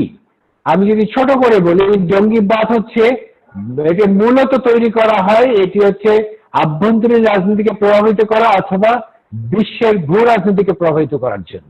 আজকে আপনি দেখেন যে জঙ্গিবাদের যারা অরিজিন, সেগুলো ভূ রাজনীতির জন্য করা হয়েছে। ঠিক বাংলাদেশে জঙ্গিবাদ যখন করা হয়েছে, এটি মিডিয়ার সৃষ্টি হিসাবে এসেছে, ঠিক আছে। তো তার মানে কেউ স্বীকার করতে চাচ্ছে না। তবে কেন জঙ্গিবাদের উত্থান? জঙ্গিবাদের উত্থানের ভেতরে একটি জিনিস হচ্ছে বড় জায়গা যেটা আমরা দেখতে পেয়েছি, সেটা হলো পৃষ্ঠপোষকতা এবং রাজনৈতিক সুরক্ষা। এই জঙ্গিবাদের রাজনৈতিক সুরক্ষা কে দিচ্ছে? যারা এই জঙ্গিবাদকে তৈরি করেছে তারাই দিবে, বিশ্বেও তাই হচ্ছে। এখন সেখানে যদি আপনি মনে করেন যে এই জঙ্গিরা যেখানে হামলা করতে পেরেছে, বা বাংলাদেশকে, আমি বলবো যে বাংলাদেশ জঙ্গিবাদকে একটি খুব কঠোরভাবে একটা নিয়ন্ত্রণযোগ্য অবস্থায় রেখেছে, নির্মূল না করতে পারলেও এটি অত্যন্ত নিয়ন্ত্রণে আছে, এবং এই অবস্থা থেকে ঠেলে বের করে দেওয়ার জন্য এটিকে যদি আপনি বের করে আনতে পারেন, অস্থিতিশীলতার জন্ম দেবে। সেটি সরকার বদলের জন্য একটি কারণ হতে পারে। সেই জন্য আমাদের কাছে যেমন রোহিঙ্গারা আছে, তারাও আমাদের কাছে এখানে হুমকির একটি বিষয়। সবকিছু মিলিয়ে যদি আমরা দেখি, তাহলে হচ্ছে যে জঙ্গিবাদ তৈরি করেছে যারা, তাদেরও রূপ আপনি খুঁজে বের করতে পারেন যে তারা কারা ছিল। তো সেটি তো বেশ যারা জঙ্গিবাদ নিয়ে পড়াশোনা করেন, আমি জানি নজরুল কবির এ নিয়ে আমার সাথে অনেক আলাপ আলোচনা হয়েছে, তো সেখানে আপনি মুখ চিনে ফেলবেন। এখন যদি সেই মুখগুলোকে আপনি উন্মুক্ত করে দেন জনগণের কাছে, তাহলে জনগণ বুঝতে পারবে দেশের কারা দেশের ভেতরে থেকে দেশের শত্রু, তারা দেশের জন্য কাজ করছে। সেই জায়গাটাতে এসে আমাদেরকে অবশ্যই কাজ করতে হবে, এবং আরেকটি হলো ঝুঁকি বিবেচনা করে আমরা হচ্ছে রিঅ্যাক্টিভ হলে চলবে না, রিঅ্যাক্টিভ হতে হবে। অর্থাৎ আগে কেউ আপনাকে হামলা করবে, তারপরে আপনি সেই হামলাকারী পিছনে পিছনে ছুটবেন, সেটি নট এ রাইট অ্যাপ্রোচ। আমি মনে করি ফার্স্টে সুরক্ষার জন্য আপনার একটা সুরক্ষার একটি স্কিম থাকতে হবে, একটা কৌশল থাকতে হবে। যে এরকম আমি মনে করি যে একটা নেশন থাকে, এর মধ্যে অনেক বেশি এরকম ষড়যন্ত্র সবসময় হতেই থাকবে। দেশি বিদেশিরা তাদের স্বার্থের জন্য ষড়যন্ত্রে উস্কানি দেবে, পৃষ্ঠপোষকতা দেবে, কিন্তু আপনি নিজেকে রক্ষা করবেন কেমন করে, সেই কৌশলটাই সবচেয়ে বড় জিনিস। এবং সেটির জন্য আপনার ওই যে জনগণকে সাথে নিয়ে যে আপনি একটা কৌশল রাখবেন, সেটি যদি সুস্পষ্ট না থাকে, তখন কি হচ্ছে, যারা কাজ করছে তারা হঠাৎ করে কোনো ঘটনা ঘটলে হতভম্ব হয়ে যায়। তার জন্য বঙ্গবন্ধু কিন্তু 7ই মার্চের ভাষণে বলে দিয়েছিলেন, তার ভাষণটা যদি আপনি খুব ভালো করে যদি বিশ্লেষণ করেন, দেখবেন যে উনি কিন্তু আমাদের মুক্তিযুদ্ধের যে স্ট্র্যাটেজি বলি আমরা যেটাকে, সেটি কিন্তু A to Z উনি ওনার ভাষণের মধ্যে বলে দিয়েছেন। আমি যদি আদেশ দিবার নাও পারি, ঠিক আছে, উনি না থাকলে কি হবে, তারপরে তোমাদের কাছে যা কিছু আছে তোমরা তাই সেটি নিয়ে ঘরে ঘরে দুর্গ গড়ে তোলো। এই যে টোটাল বিশ্লেষণ করে আপনি দেখবেন যে টোটাল স্ট্র্যাটেজিটা ওর ভেতরে পাবেন। হয়তো সবাই এটা বুঝতে না পারলেও আমরা যারা এটা পড়েছি দেখেছি টোটাল মুক্তিযুদ্ধের স্ট্র্যাটেজি উনি দিয়েছেন।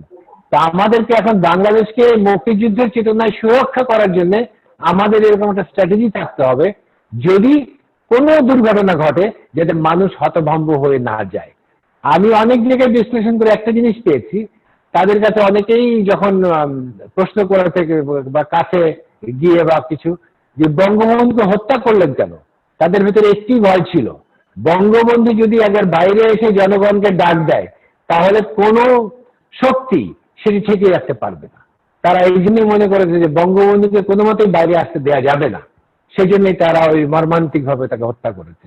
এই যে পারসেপশন গুলো, এই পারসেপশন গুলোকে আমাদের আগামী দিনে এগুলো গণনায় নিতে হবে, নিয়ে দেখতে হবে যে আগামী দিনে তারা কি কি পারসেপশন তৈরি করছে। বা বাংলাদেশটা তো আসলে তো পাকিস্তান বানাতে আবার চায়, এরকম লোক তো নজরুল বললে অনেক আছে। তো সেখান থেকে আপনি যদি আমাদের এই বাংলাদেশের চেতনাকে ধরে রেখে বাংলাদেশের অগ্রগতির একটা মূল রাস্তা যদি ধরে রাখতে চান, তাহলে অবশ্যই আমাদের একটা খুব সুরক্ষার কৌশল থাকতে হবে। আমাদের গ্লোবাল পলিটিক্সেও আমাদের একটা অবস্থান থাকতে হবে, যে অবস্থান আমাকে সুরক্ষার শক্তি দেবে। তো সেই অবস্থাগুলোকে যদি আমি সুস্পষ্টভাবে একটি কৌশলের মধ্যে এনে জনগণকে জানাতে পারি, তাহলে কখনো কিছু ঘটলে জনগণ সেখানে রিয়াক্ট করতে পারে। কিন্তু যদি সেটি না জানানো থাকে তাহলে হঠাৎ করে মানুষ হতভম্ব হয়ে যাবে এবং তারা কোন দিকে যাবে দিকহারা হয়ে যাবে। সেই দিকহারা যাতে না হয় সেখানে আমাদের আমার মনে লক্ষ্য রাখার দরকার আছে। জি, ধন্যবাদ আব্দুর রশিদ সাহেব। তুরিন আফরোজ আপনার কাছে যাব। তুরিন আপা, আপনি শুনেছেন এই যে আমাদের মেজর আব্দুর রশিদের কথা। আরেকটি প্রশ্ন আপনার কাছে আমি আসব, সেটি হলো যে একটি বই প্রকাশ হয়েছিল বিস্ফোরা, শুনছেন আপনি তুরিন আফরোজ? জি জি জি, জি। এই বিস্ফোরাটি মানে প্রকাশ হওয়ার পরে স্বরাষ্ট্র মন্ত্রণালয় এটাকে নিষিদ্ধ ঘোষণা করেছেন। এই ব্যাপারে আপনারা প্রতিবাদও করেছিলেন। এই বইটার ব্যাপারে কি আপনারা যে কেন প্রতিবাদ করেছেন সেটি একটু বলবেন। আর কমিশনের ব্যাপারে কি বলবেন, যে কমিশনটি গঠন করার ব্যাপারে স্বচ্ছতা কতটুকু থাকা দরকার, এবং এইটি গঠন করলে আগামীতে বঙ্গবন্ধুর হত্যার যে অপ্রকাশিত কথাগুলি সেগুলি বেরিয়ে আসবে, সেখানে কারা কারা জড়িত, সামনে পিছনে যারাই জড়িত ছিলেন, কাদের মানে সম্পৃক্ততা ছিল, নজরুল কবির ভাই যেটা বললেন সেটিও বেরিয়ে আসবেন। এই দুটি বিষয় একটু বলবেন, এই বিস্ফোরার বইয়ের বিষয়টাও বলবেন, আর বঙ্গবন্ধুর এই যে আপনার কমিশনের ব্যাপারে সেটির ব্যাপারে কি একজন আইনজীবী হিসেবে আপনি কি মনে করেন? ধন্যবাদ শহীদ ভাই, ধন্যবাদ শহীদ ভাই। আমি 3টি বিষয় এক এক করে বলছি। প্রথম ইস্যুটাতে আমি বলতে চাচ্ছি যে বঙ্গবন্ধু হত্যাকাণ্ডে যে মামলাটি করা হয়েছে, ডেফিনেটলি এটা একটা অগ্রগতি। যেরকম সময় পার করে, প্রতিবন্ধকতা পার হয়ে মামলাটি করা হয়েছে, এটা আসলে সাধুবাদ জানানোর মতো। তবে হ্যাঁ, একজন আইনজীবী হিসেবে আমি মনে করি খুব ন্যারো জায়গা থেকে মামলাটিকে করা হয়েছে। মামলাটির ভেতরে কনস্পিরেসির জায়গাটা, ইটস এন অফেন্স ইটসেলফ, কনস্পিরেসিটাকে খুব মানে আমি বলবো না কেউ ইচ্ছাকৃত ভাবে সেটাকে বাদ দিয়ে রেখেছে, বা হয়তো তখন মাথায় আসেনি যে কনস্পিরেসি ইস্যুটাকে যদি সামনে আনা হতো তাহলে কিন্তু এটা খুব গুরুত্বপূর্ণ একটি জায়গায় আমাদের এই মামলার রায়টা আমরা দেখতে পেতাম, বা তদন্তটা সেই পর্যন্ত কিন্তু যায়নি। এখন কথা হচ্ছে, আপনি বলতে পারেন যে আমি হত্যাকাণ্ড করেছে, আচ্ছা এই 10 জনকে আমি ধরেছি, তাদের দুটো বিষয় ধরতে হয় অপরাধে, সেটা হচ্ছে একটা সিরিয়াস যে সত্যিকার হত্যাকাণ্ডে এবং তাদের মোটিভ কি ছিল, বা যেটা হচ্ছে মেন মানসিক অবস্থান। কিন্তু কথা হচ্ছে কনস্পিরেসি জায়গাটা যদি আমরা সেখানটাতে না আনতে পারি, তাহলে কিন্তু আমরা ওই যে বাকি সবাইকে যে বেঁধে রাখবার যে একটা ফর্মুলা, সেটা তো হারিয়ে ফেলেছি। সুতরাং আমি হাতে শুধু সামনে 10 জনকে, 15 জনকে, 20 জনকে দাঁড় করিয়েছি, তাদের বিচার করে ছেড়ে দিয়েছি। কিন্তু এই বঙ্গবন্ধুর হত্যাকাণ্ডের বিষয়টি যে একটা কত গুরুত্বপূর্ণ, যে জাতির জনকের হত্যাকাণ্ড একটি বড় ঘটনা, একটি জাতির জন্য অনেক বড় ঘটনা। সেই ঘটনাটিকে, সেই মামলাটিকে নিয়ে যাবার জন্য যেই ধরনের আইনি প্রজ্ঞা দেখাবার দরকার ছিল সময়ের প্রয়োজনে, সেটি কিন্তু এই মামলাতে অনুপস্থিত। আমরা এখানে আদালতকে কিছু বলতে পারি না, কারণ আমাদের আদালত হচ্ছে এখানে রেফারি ভূমিকায় পালন করে। আমাদের আদালত মাঝে মাঝে সুমোটো রুলে যায়, কিন্তু ক্রিমিনাল কেসে তারা দেখে পক্ষে কি বলবার রয়েছে। তো দুই পক্ষের মধ্যে থেকে যখন দেখে যে অভিযোগই আনা হয়েছে এই কয়েকটি পয়েন্টে, যেখানে কনস্পিরেসিটাকে টোটালি বাদ দিয়ে দেওয়া হয়েছে, ওখানে জাজ সাহেব কতদূর যেতে পারবেন? সুতরাং এখানে আদালতের যে সীমাবদ্ধতা, সেটাকে আমরা মেনে আমরা মনে করি এই মামলাটিকে খুব সীমাবদ্ধ জায়গা থেকে পরিচালনা করা হয়েছে। দ্বিতীয় যে বিষয়টি নিয়ে আমি বলে নিই, সেটি হচ্ছে এটির সাথে সম্পৃক্ত, সেটা হচ্ছে আজকে একটি কমিশন, যেটি নজরুল কবির বললেন, রশিদ স্যার বললেন, যে কমিশনের একটা দরকার রয়েছে সেখানটাতে সত্য উদ্ঘাটনের জন্য। এবং রশিদ স্যার আরেকটি পয়েন্ট খুব সুন্দর বলেছেন, যেটার সাথে আমিও একমত, যে কমিশনটা যে হতে হবে সরকারি তাও না, এটা কিন্তু যে কেউ গবেষণা করেও করতে পারে না। হোয়াট ইজ ইম্পর্টেন্ট হিয়ার, যে আমাদেরকে সত্য জানতে হবে, সত্য উদ্ঘাটন করতে হবে, কি হলো, কেন হলো, কে থাকলো, এবং এই যে তথ্য যাদের কাছে রয়েছে, যেমন নজরুল কবির কাজ করেছে, তার কাছে তথ্য রয়েছে, সেই তথ্যগুলোকে আমাদেরকে নিয়ে আসতে হবে, সেটাকে ক্রস রেফারেন্সিং করতে হবে অন্য তথ্যের সাথে, বা সাপোর্ট করানোর ব্যবস্থা করতে হবে। এগুলো সব ঠিক আছে, কিন্তু আমরা দেখেছি যে এই যে কমিশনের ব্যাপারটি, এটির একটি আমার ব্যক্তিগত অভিমতে সেখানে কমিশনের কিছু সীমাবদ্ধতা থেকে যায়। কারণ যখনই আমাদের দেশে তো রাজনীতিটা খুব বিভক্ত, যখন একটি কমিশন গঠন করা হয় সরকারিভাবে, তখনই বলা হয় আচ্ছা এটা তো আওয়ামী লীগের কমিশন, সুতরাং এই কমিশন এই কথাটাই বলবে, ওইটাই বলবে। আবার এই কমিশন নিয়ে আন্তর্জাতিক মহলকে সম্পৃক্ত করলে যেটার সমস্যা রয়েছে, আন্তর্জাতিক ডকুমেন্ট আমরা নিয়ে আসবো, কিন্তু আন্তর্জাতিক সম্পৃক্ত যখন এখানের সাথে করব, আরেকটি দেশের ইন্টারনাল ম্যাটার্সে আসলে ইন্টারন্যাশনালি কতখানি আমরা ইনভলভ করাবো আরেকটি দেশকে, সেটাও একটি ব্যাপার রয়েছে। যে পলিটিক্স রয়েছে, যে পলিটিক্স রয়েছে, সেই পলিটিক্স এর ভেতরেও কিন্তু আমাদেরকে দেখতে হবে, আজকে এত বছর পরে কিন্তু অনেক কিছু বদলে গেছে, আজকে বদলে গেছে, আজকে আমাদের রাজনীতির ধারা বদলেছে। সুতরাং এখানটাতে, এই জায়গাটাতে আমি বলছি যে কমিশন থাকা ভালো, সেটি প্রাইভেট হোক, পাবলিক হোক, যেটাই হোক। কিন্তু আমি মনে করি ক্রিমিনাল লতে, ক্রিমিনাল কেসে তো কেস ওপেন করা, রিওপেন করার সুযোগ রয়েছে নতুন তথ্যের ভিত্তিতে। সেটি রিওপেন করার সুযোগ আমাদের পেনাল কোডের মাধ্যমে রয়েছে, আমাদের সিআরপিসির মাধ্যমে রয়েছে।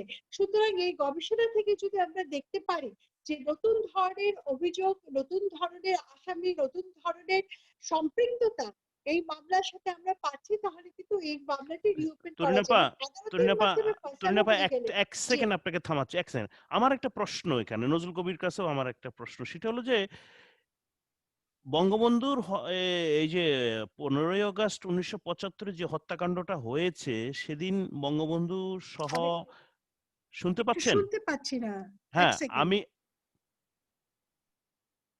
এক সেকেন্ড।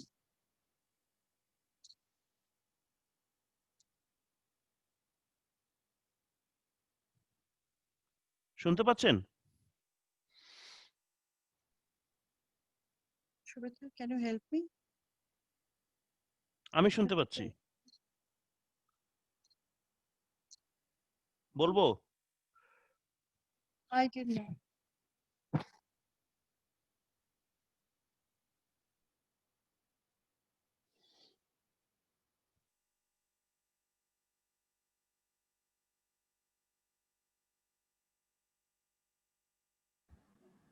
প্রশ্নটা করে ফেলেন, পরে আবার আচ্ছা, প্রশ্নটা হলো যে বঙ্গবন্ধুর এটা আমার নিজের জানার ইচ্ছে, সেটি হলো যে বঙ্গবন্ধুর হত্যাকাণ্ডে যে 15 আগস্টে বঙ্গবন্ধুর পরিবার সহ যারা মারা গিয়েছেন এবং তার বাইরে মনে করেন এই যে সেরনিয়াবাদ, তারপরে শেখ আমাদের মনি। শেখ মনি ভাই মারা গেল, মনি ভাইয়ের ওয়াইফ, সেখানে সেটি কি এই মামলাতে এসেছে নাকি শুধুই বঙ্গবন্ধুর হত্যাকাণ্ডটা? না না না, ওইগুলো আসছে খুবই ইন্টারেস্টিং। মানে আমি বললাম তো যে এটা নিয়ে আমাদের এখানে হয়েছে কি, ধরেন যে বঙ্গবন্ধু হত্যা মামলা এটা ক্রিমিনাল কোর্টের এজ এ মামলা হিসেবেও কিন্তু এটা খুবই একটি গুরুত্বপূর্ণ মামলা। এটা না, নিয়ে আমি যে ধরনের নজরুল ভাই আসবো, তরুণ আপার কাছে যাই, আমি আসবো। তরুণ আপা, প্রশ্নটা হলো যে আমি আপনাকে থামালাম, হ্যাঁ আপনি প্রশ্নটা বলেন। প্রশ্নটা হলো যে 1975 15 আগস্টে বঙ্গবন্ধুর যে হত্যাকাণ্ডটা ঘটানো হয়েছে, সেখানে শুধুই কি 32 নম্বরের ওই বাড়িতে যারা নিহত হয়েছেন তাদেরই এই রায়টা হয়েছে, নাকি তার বাহিরে এই যে সেরনিয়াবাদ, শেখ ফজলুল হক মনি, মনি ভাইয়ের ওয়াইফ, তারপরে যে আরো অনেকে ছিল, তো সেটি কি এই মামলার সাথে যুক্ত হয়েছে? এটা এটা আমার জানার ইচ্ছে। এটাকে পুরোটাকে একসাথে ধরে নিয়ে এসে মানে পুরো ব্যাপারটিকে একটি ঘটনা হিসেবে ধরেই সেইটি বিচার হয়েছে। সুতরাং আমরা সেখান থেকে অ্যাজুম করে নিতে পারি যে সেই বিচারটা হয়েছে, কিন্তু আসলে ধরার ব্যাপার যদি থাকে তাহলে বঙ্গবন্ধু হত্যাকাণ্ডের পূর্বাপর এবং এই যে জাতীয় চার নেতার মৃত্যু পর্যন্ত, হত্যা পর্যন্ত জাতীয় চার সবগুলো নেতাটা তো এখনো হয় নাই, জাতীয় চার নেতাটা এখনো কিন্তু হয়নি। হয়েছে। কিন্তু এই না, হত্যাকাণ্ড মানে ব্যাপকভাবে বিচারটা হয় নাই, বিচারটা এখনো হয়নি। বিচারটা Right. হয় নাই। আর গুরুত্বপূর্ণের কথাটা আমি বলছিলাম, আমি মিস করেছি, নজরুল যেটি বলছিলেন সেটা মিস করেছি, যে আমরা মামলাটি গুরুত্বপূর্ণ অবশ্যই, বঙ্গবন্ধু হত্যাকাণ্ডের মামলা গুরুত্বপূর্ণ জায়গাটা ঠিক আছে, কিন্তু হচ্ছে যখন মামলাটিকে পরিচালনা করা হচ্ছে সেই মামলাটিকে কতখানি ফোকাস করে দিচ্ছে, আমি কি শুধু লিমিটেড জায়গায় থাকবো নাকি এটা বড় করে দেখবো, এখানটাতে এটি অনেক বড় একটি ব্যাপার। আর তৃতীয় প্রশ্নটির উত্তরে আমি যাচ্ছি, সেটি হচ্ছে বিস্ফোরা বইটিতে যে এখন সেটাকে স্বরাষ্ট্র মন্ত্রণালয় থেকে সেটাকে নিষিদ্ধ করা হয়েছে। তো এখন কথা হচ্ছে যে কেন এখন আমাদের দেশে অপরাধ যেখানেই হোক না কেন, আমাদের দেশে কেন বিশ্বের যে কোনোখানে অপরাধ সংঘটিত হলে সেই সংঘটিত অপরাধের বিরুদ্ধে যে কোনো অবস্থানে আমাদেরকে তার জন্য ন্যায় বিচার চাইতে হবে। না, সুতরাং তরুণ আপা এক মিনিট থামাচ্ছি, সেটি হলো যে আপনি কি বইটি কি পড়েছেন? আমি আসলে পড়িনি, আমি জানিও না। আমার প্রশ্নটা হলো যে সেখানে কোনো কি ধর্মীয় অনুভূতি, কোনো আঘাত ছিল নাকি? নজরুল ভাই বলতে পারবেন, নজরুল ভাই পড়ছে কিনা জানি না, এই বইটির ব্যাপারে একটু একটু পরিষ্কার করবেন। জি বলুন। আচ্ছা, এই বইটির ব্যাপারে আমাদের নির্মূল কমিটির গবেষণা সেলে যেহেতু কাজ করে সাইফুল, সেহেতু তার বইটি সেখানে কাজ করেছে, এবং সেখানটিতে হচ্ছে ধর্মীয়, আসলে ধর্মটা তো একটা সাইডেড একটি বিষয়, অপরাধটিকে হচ্ছে এখানটাতে মুখ্য করে দেখতে হবে। এখন আমি যদি বলি যে একজন অপরাধী তিনি মুসলিম, সুতরাং এই মুসলিম বলে মুসলমানের বিরুদ্ধে এই অপরাধগুলো মানে এই বিচারটা করা হচ্ছে, বা একজন অপরাধী হিন্দু, মানে তার ধর্ম কি করে ম্যাটার করে, বা স্থান কাল পাত্র কি করে ম্যাটার করে।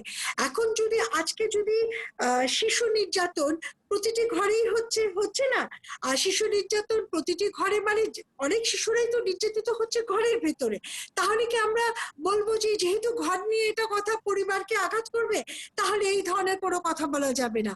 আজকে যদি এখন রাস্তার মধ্যে একজন নির্যাতিত হয় শিশু, বা ধর্ষণ সংঘটিত হয়, যেহেতু রাস্তা হচ্ছে, ভাই রাস্তায় তো লোক বেরোতে হবে, তাহলে ভাই রাস্তায় এটা বন্ধ করে দিতে হবে। এখন হতে পারে এই ঘটনায় কওমি মাদ্রাসার ঘটনাবলীকে সামনে নিয়ে আসা হয়েছে, এটি তো একটা অ্যাঙ্গেল, একজন লেখকের সেই স্বাধীনতা রয়েছে, এবং আমরা এটি তো তার কল্পনা প্রসূত কোনো ঘটনা নয়, কারণ এখানটাতে হচ্ছে বিভিন্ন ঘটনার সংঘটিত ঘটনা যে গণমাধ্যমে প্রকাশিত, যে এই ঘটনাগুলো হয়েছে, নুসরাতের যে ধর্ষণ হয়েছে সেটাও তো একটি মাদ্রাসার শিক্ষা প্রতিষ্ঠান, আমি মাদ্রাসাও সেই অর্থে বলবো না, আমি বলবো শিক্ষা প্রতিষ্ঠানে হচ্ছে, যেখানে আমরা আমাদের শিশুদেরকে সবচাইতে সিকিউর, নিরাপদ ভাবতে পছন্দ পছন্দ করি। এখন হতে পারে সেটা একটা কওমি মাদ্রাসা, হতে পারে সেখানে একটা ধর্মীয় অ্যাঙ্গেল রয়েছে, তাই বলে একটি বইকে বন্ধ করে দিতে হবে ধর্মীয় চিন্তা চেতনায়, মানে যে ধরনের বইগুলোকে বন্ধ করা হয় ইতিহাস থেকে, সেগুলো হচ্ছে যে ধর্মীয় চেতনায় আঘাত হানতে পারে।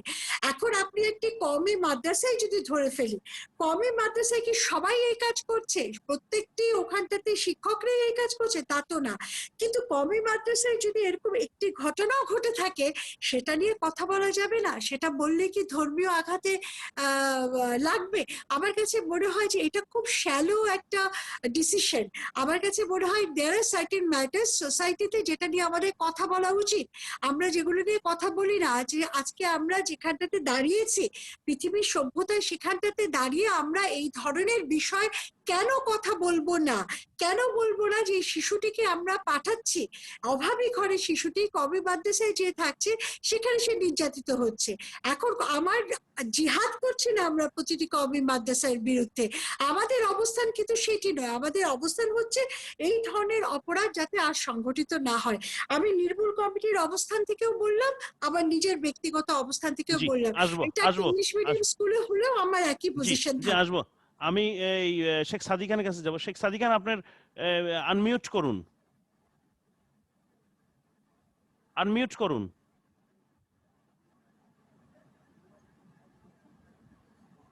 সাদি ভাই, আপনি আনমিউট করুন। হ্যালো। হ্যাঁ হ্যাঁ হ্যাঁ, শুনতে পাচ্ছি। সাদি ভাই, আপনার কথাটা শেষ হয় নাই, হ্যাঁ, ওই সময়ের কথাটা আমি আসবো। রশিদ স্যার আপনি থাকবেন, নজরুল ভাই আপনি থাকবেন, অনেক কিছু কিছু ছোট ছোট প্রশ্ন আছে, আমরা ছেড়ে দেবো আপনাদেরকে পরে।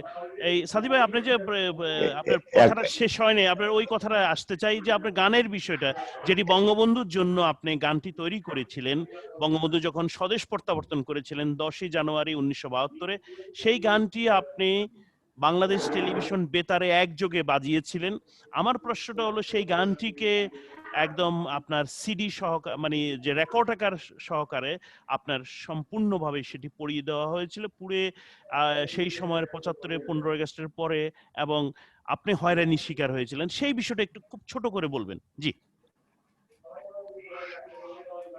এই গানটা তো তারা কোথায় নিয়ে এগোয় যায় না, তো বললাম ছবিটাও তারা পুড়ে ফেলেছিল, ডিএপিতে ছিল বোধহয়।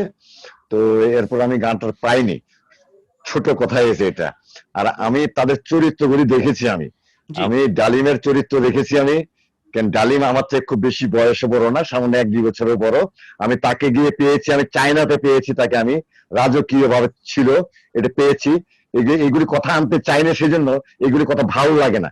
আমি ইনভলভ হয়ে গেছি এখন, আমাদের ব্যারিস্টার যে কথাগুলি বলেছেন ওইখানে ইনভলভ হয়ে গেছি আমি এখন ইনভলভ হয়ে গেছি, আমাদের জেনারেল সাহেব যে কথাগুলি বলেছেন এখানে ইনভলভ হয়ে গেছি, এখানে আমি ইনভলভ হয়ে গেছি সাতচুলের কথার ভিতরে আমি ইনভলভ হয়ে গেছি, আরেকজন ভাই যে আছেন আমার ওই ভাইয়ের কথার ভিতরে। তো যেটা আমার কথা আমি বলতে চাই, সেজন্য আমার গানটাকে তারা নিয়ে নিয়েছে, আমাকে থ্রেট করেছে, আমি গানটা পাইনি। এগুলি আমি, গানটা আমার মনে আছে, গানটা আমার কাছে মনে আছে, গানের লিরিক্সটা আমার কাছে আছে, আমি আবার নতুন করে করব আমি এটা। ঘটনা থেকে এত কথা শোনার পরে আমার যেটা মনে হচ্ছে যে আসলে আমরা যে পর্যায়ে চলে এসেছি, আমরা জনগণের মানুষ, এই যে আমরা যে পর্যায়ে এখন আসছি, এখান থেকে মুক্তির কি রাস্তা আছে সেটাই বের করা উচিত। মুক্তির জন্য আমাদের কি করা দরকার সেটাই আমার মনে হয় বিজ্ঞ যারা দেশ চালাচ্ছেন, যারা বিজ্ঞ ব্যক্তিগণ আছেন, তাদের কাছে আমার প্রশ্ন যে আপনারা আমাদের ভবিষ্যৎটা কি হবে, আমাদের ভবিষ্যৎ যারা আছে তাদের জীবনের কি হবে, সেই রাস্তা দেখানোর জন্য আপনারা সেই ইনিশিয়েটিভ নেন, সেই ইনিশিয়েটিভ নেওয়া দরকার বলে আমি মনে করছি। হ্যালো, শুনতে পাচ্ছেন? শুনতে পাচ্ছি, আমি শুনতে পাচ্ছি। হ্যাঁ, বলুন। তো আমার কথা হচ্ছে কি, আমরা আমাদের বেলা শেষে, এখন আমরা বেলা শেষে আমরা জানতে চাই বা আমরা আজ করতে চাই যে আমাদের আগামীর অবস্থা কি হবে। আমাদের শস্যের ভিতরে ভূত ঢুকে আছে, এখান থেকে আমাদের মুক্তি পাওয়ার জন্য কি করা দরকার সেটাই আমার মনে হয় সাজেশন দেওয়া দরকার। আর যতদিন যাবে এইসব বিচার টিচার কিছুই হবে না, শয়তানের বংশধর বেড়ে যাবে, তাদের বংশধর বাড়তেই থাকবে, এগুলি বিচার টিচার কিছুই হবে না। এখানে দরকার শক্ত হাতে হাত ধরতে গেলে আমার এখন প্রধানমন্ত্রী শেখ হাসিনার হাতকে শক্ত করতে গেলে কি করা উচিত, যোগ্য ব্যক্তিদেরকে নিয়ে আমার মনে হয় রাষ্ট্র পরিচালনা করার জন্য এই সিদ্ধান্ত নেওয়া উচিত। এবং যারা আমাদের এখন আমাদের প্রধানমন্ত্রীর আশেপাশে যারা আছেন, সেখানে যারা অনেক লোক আছেন যাদেরকে আত্মশুদ্ধি করা উচিত। আমি অন্যদিকে যেতে চাচ্ছি না, আমি গান বাজার দিকে যেতে চাচ্ছি না। আমি এতগুলো করা শোনার পর যেটা আমার কাছে মনে হচ্ছে সেটা হচ্ছে কি আমাদের আত্মশুদ্ধি করা উচিত এবং আমার প্রধানমন্ত্রীর হাতকে শক্তিশালী করার জন্য আমাদের ভালো লোক প্রয়োজন। এই দেশটা আমাদের সবার, এই দেশের ভিতরে এখনো বহু রকম লোক আছে যারা দেশটাকে বিচ্ছিন্ন করে দিতে চায়, দেশটাকে জাহান্নামে নিয়ে যেতে চায়, জাহান্নামে অনেক অনেক দূর নিয়ে চলে গেছে দেশটাকে। সেক্ষেত্রে বাঁচার জন্য কি করা উচিত, বিজ্ঞ ব্যক্তিদের কাছে আমার শুধু অনুরোধ যে আপনারা সাজেশন দেন, আপনারা প্রয়োজন হলে আপনারা আমাদের প্রধানমন্ত্রীর কাছে গিয়ে বলেন যে কিভাবে দেশটাকে সুন্দর করে এগিয়ে নেওয়া যায়। শত্রু থাকবেই, শত্রুকে দমন করতে হবে, কিভাবে করতে হবে, কত অংশ দমন করতে হবে, পিছু টান থাকলে হবে না। আমি এইটুকুই বলতে চাই, আমার অন্য কিছু বলার নাই। শেখ সাদি খান। নজরুল কবির ভাই, আমি আপনার কাছে যাচ্ছি। সাদিবের মানে প্রতিক্রিয়া আপনি শুনতে পাইলেন যে আমাদের ব্যাপারে যে বললো। আমি আপনার কাছে দুটি প্রশ্ন করব। সেটি হলো যে বঙ্গবন্ধুর হত্যার সময়, সেই সময় আন্তর্জাতিক গণমাধ্যমে একটি কথা প্রকাশ হয়েছিল যে প্রায় 200 ব্যক্তিকে বঙ্গবন্ধুর অনুসারীদেরকে হত্যা করা হয়েছিল।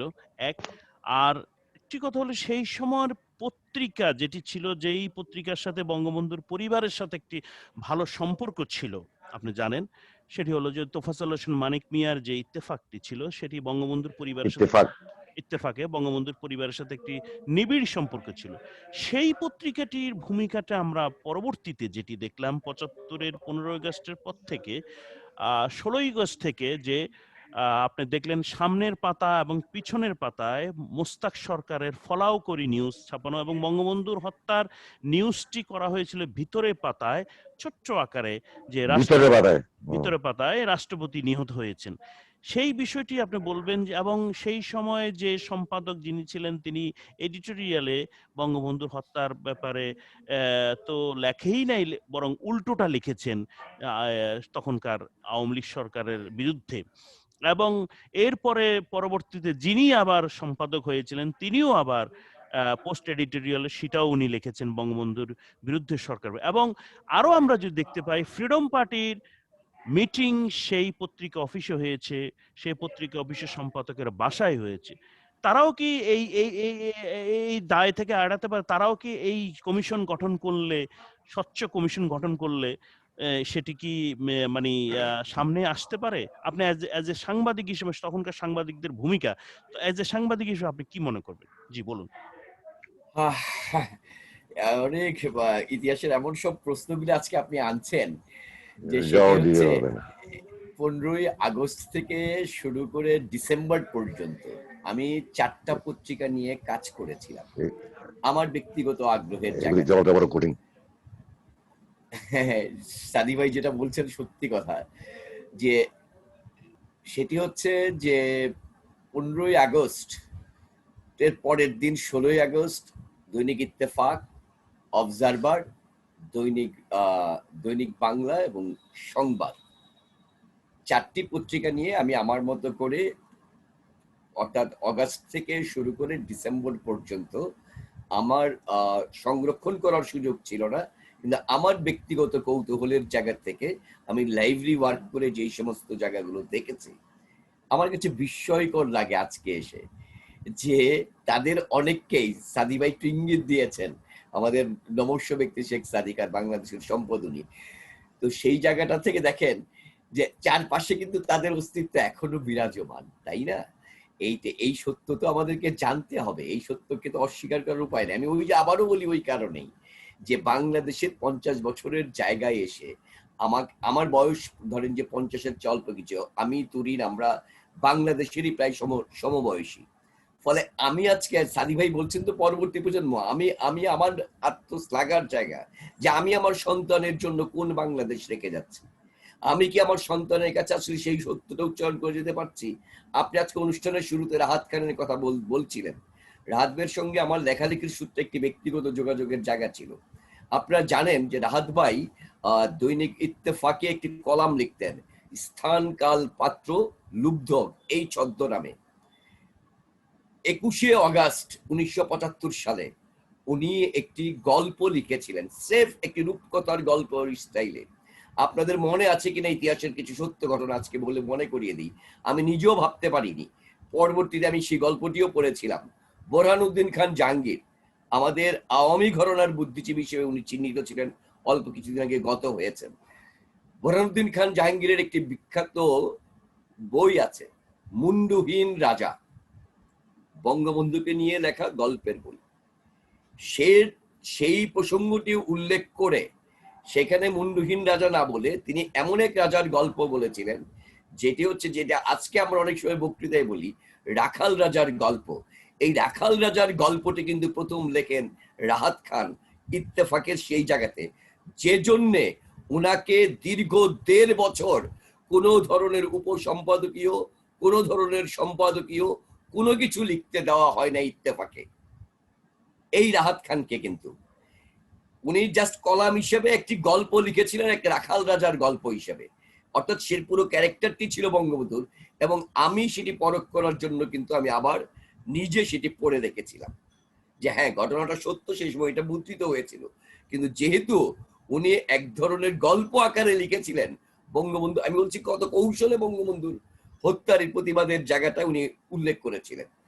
দেখেন, সেইখানে সম্পাদকীয় প্রত্যেকটি পত্রিকাতে ওই সময় সংবাদ একমাত্র ব্যতিক্রম ছিল। আমি বেছে নিয়েছিলাম এই কারণেই যে যাতে করে প্রবীণ পত্রিকাগুলো বলতে না পারে যে ওইখানে যে সবাই আমাদেরকে চাপ প্রয়োগ করে করা হয়েছিল, তাহলে সংবাদ কি করে পেরেছিল সেই দিন। সেই সময় আবু জাফর শামসুদ্দিন বৈয়াসিকের পার্শ্বচিন্তা নামে কলাম লিখতেন দৈনিক সংবাদে। সেইখানে তো তিনি ঠিকই বঙ্গবন্ধুর হত্যার প্রতিবাদ স্বরূপ লেখা লিখেছিলেন। আমি এই প্রশ্নগুলি বলছি যে ইতিহাসের এই সত্যগুলো কিন্তু সামনে আসেনি, ছোট ছোট আকারে নানা রকম গল্পের ছলে প্রতিবাদগুলো করা হয়েছিল। আমি ইত্তেফাক না শুধু, আমি মনে করি আজকে সেই অবরুদ্ধ সময়ে, অর্থাৎ পত্রিকাগুলোর ভূমিকা, যে বঙ্গবন্ধু যে 4টি পত্রিকা রেখেছিলেন, সেই 4টি পত্রিকার বাকশাল গঠন করার সময় সেই 4টি পত্রিকার ভূমিকা কি হয়েছিল, সেগুলো আজকে আমাদের মানে সামনে আনা উচিত, সামনে আসা উচিত। এই বিষয়গুলো মানে একদম স্পষ্ট হওয়া উচিত নতুন প্রজন্মের জন্য। আমরা যারা কাজ করতে চাই, আমাদের বন্ধু তরিন আফরোজ বলেছেন, এই দেশে ধরেন আমি যদি নিবিড়ভাবে কাজ করতে চাই, খুব কষ্টকর, ব্যক্তি উদ্যোগে কাজ করা, গবেষণা করা ভীষণ কষ্টকর কাজ, নানা রকম অসহযোগিতা পাওয়া যায়। আমি শঙ্কার কথা বারবার করে বলি এই কারণেই যে আমরা যেরকম দাবি করি যে আমরা শহীদুল্লাহ সাংবাদিকতার ক্ষেত্রে যে আমরা শহীদুল্লাহ কায়েসের উত্তরাধিকার, আমরা সিরাজউদ্দিন হোসেনের উত্তরাধিকার, একই রকম ভাবে একথাও তো সত্য যে সাংবাদিকদের মধ্যে চৌধুরী মঈনুদ্দিন ছিল, সাংবাদিকদের মধ্যে আশরাফুজ্জামান খান ছিল, তাদের উত্তরাধিকারও আছে। ঠিক একই রকম ভাবে মুস্তাকের উত্তরাধিকাররাও, খন্দকার মুস্তাকের উত্তরাধিকাররাও কিন্তু এখনো বিরাজমান। কখনো কেউ তারা হয়তো বর্তমান দলের মধ্যে আছে, কেউ হয়তো প্রশাসনে আছে, অথবা তাদের চেতনা উত্তরাধিকার আছে। আপনাকে ছোট্ট করে মনে করিয়ে দিতে চাই, এই আওয়ামী লীগ 2009 সালে লিজেন্ডারি বিজয় নিয়ে ক্ষমতায় আসার পরেও কিন্তু কর্নেল রশিদের কন্যাকে ইলেকশন করতে দেওয়ার একটি পায়তারা শুরু হয়েছিল আপনার কুমিল্লার আসন থেকে। সেই সময় কারা কারা ছিল, কোন কোন দল করেছিল, আমাদেরকে সেই বাস্তবতাগুলো মনে রাখতে হবে। আমাদেরকে বুঝতে হবে যে তথাকথিত রাজনীতির খেলার নামে আমাদের ভুলে গেলে চলবে না সাবেক রাষ্ট্রপতি AQM বদরুদ্দোজা চৌধুরীর কথা, যিনি বাংলাদেশের পার্লামেন্টে প্রথম স্বাধীনতার ঘোষক এই বিতর্কটি উদ্ভাবন করেছিলেন। 1979 সালে উনি প্রথম কিন্তু স্বাধীনতার ঘোষকের বিতর্কের জন্মদাতা ছিলেন AQM বদরুদ্দোজা চৌধুরী। এখন রাজনৈতিক ক্ষমতার স্বার্থে আমি কি AQM বদরুদ্দোজা চৌধুরীকে ছাড় দেব? এই যে সাদি ভাই যে কথাটা বলছেন, আমি ওনারা সরাসরি মুক্ত এই দেশটাকে স্বাধীন করার সঙ্গে যুক্ত ছিলেন। আমরা ছোট মানুষ, আমরা ওই প্রশ্নগুলি করতে চাই না, করতে পারি না, কারণ আমাদেরও নানা রকম পিছুটান আছে।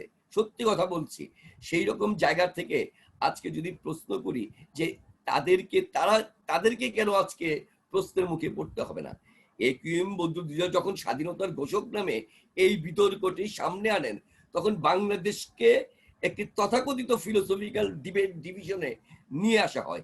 এটা এই পার্লামেন্টই করা হয়েছে। আজকে সেই সর্ষের মধ্যে যে ভূত ঢুকে রয়েছে, সর্ষে দানার মধ্যে যে ভূত ঢুকে, কে সরাবে? আপনার মনে পড়ে দুটি বাক্যর কথা বলেন, যে বঙ্গবন্ধু একটি বাক্য বলেছিলেন যে 7 কোটি কম্বল, 7 কোটি মানুষের জন্য 7.5 কোটি কম্বল, আমার কম্বলটি কই? বঙ্গবন্ধু বলেছিলেন। ঠিক একই কথার প্রতিধ্বনি যখন শুনি যে বঙ্গবন্ধু কন্যা যখন বলেন যে একমাত্র শেখ হাসিনা ছাড়া সবাইকে কেনা যায়, আমি খুব চমকে যাই তখন। সেই একই রকম কথার প্রতিধ্বনি যখন শুনি, তাহলে এই 50টি বছর এই যে মুক্তিযুদ্ধ করলাম, এবং আমরা যখন শহীদ জননী জাহানারা ইমামের নেতৃত্বে নতুন ভাবে যখন গণজাগরণ তৈরি হলো, যখন আমরা সেই 92 গণ আদালতের মাধ্যমে শুরু করলাম ঘাতক দালাল বিরোধী মুভমেন্ট, পরবর্তীতে 2013-তে এসে গণজাগরণ মঞ্চের মাধ্যমে এবং আওয়ামী লীগের নেতৃত্বেই যুদ্ধাপরাধীদের বিচার হওয়া, এবং আওয়ামী লীগের দ্বারা আইন সংশোধন করে গণজাগরণ মঞ্চের মাধ্যমে নতুন আইন করে কাদের মোল্লার সেই রায় ফিরিয়ে আনা, এই প্রত্যেকটি ইতিহাসকে কিন্তু মনে রাখতে হবে। এই তরুণ প্রজন্ম তার ইতিহাসের দায় মিটিয়েছে, তারা আজকে নতুন ভাবে জানতে চায় বঙ্গবন্ধু সম্পর্কে, কিন্তু সেই জানতে গিয়েও যেন বঙ্গবন্ধুর সতীর্থ কেউ অথবা তার আদর্শের কোড অ্যান্ড কোড বলছি তথাকথিত আদর্শের অনুসারীরা কেউ কেউ যেন আবার এই নতুন প্রজন্মকে বিভ্রান্ত না করে। ধন্যবাদ। এই জায়গাটা সতর্ক হওয়াটা জরুরি। জি জি জি, কবির ভাই আসবো। এই তরুণাপা, আপনাকে আপনি একটু আনমিউট করেন।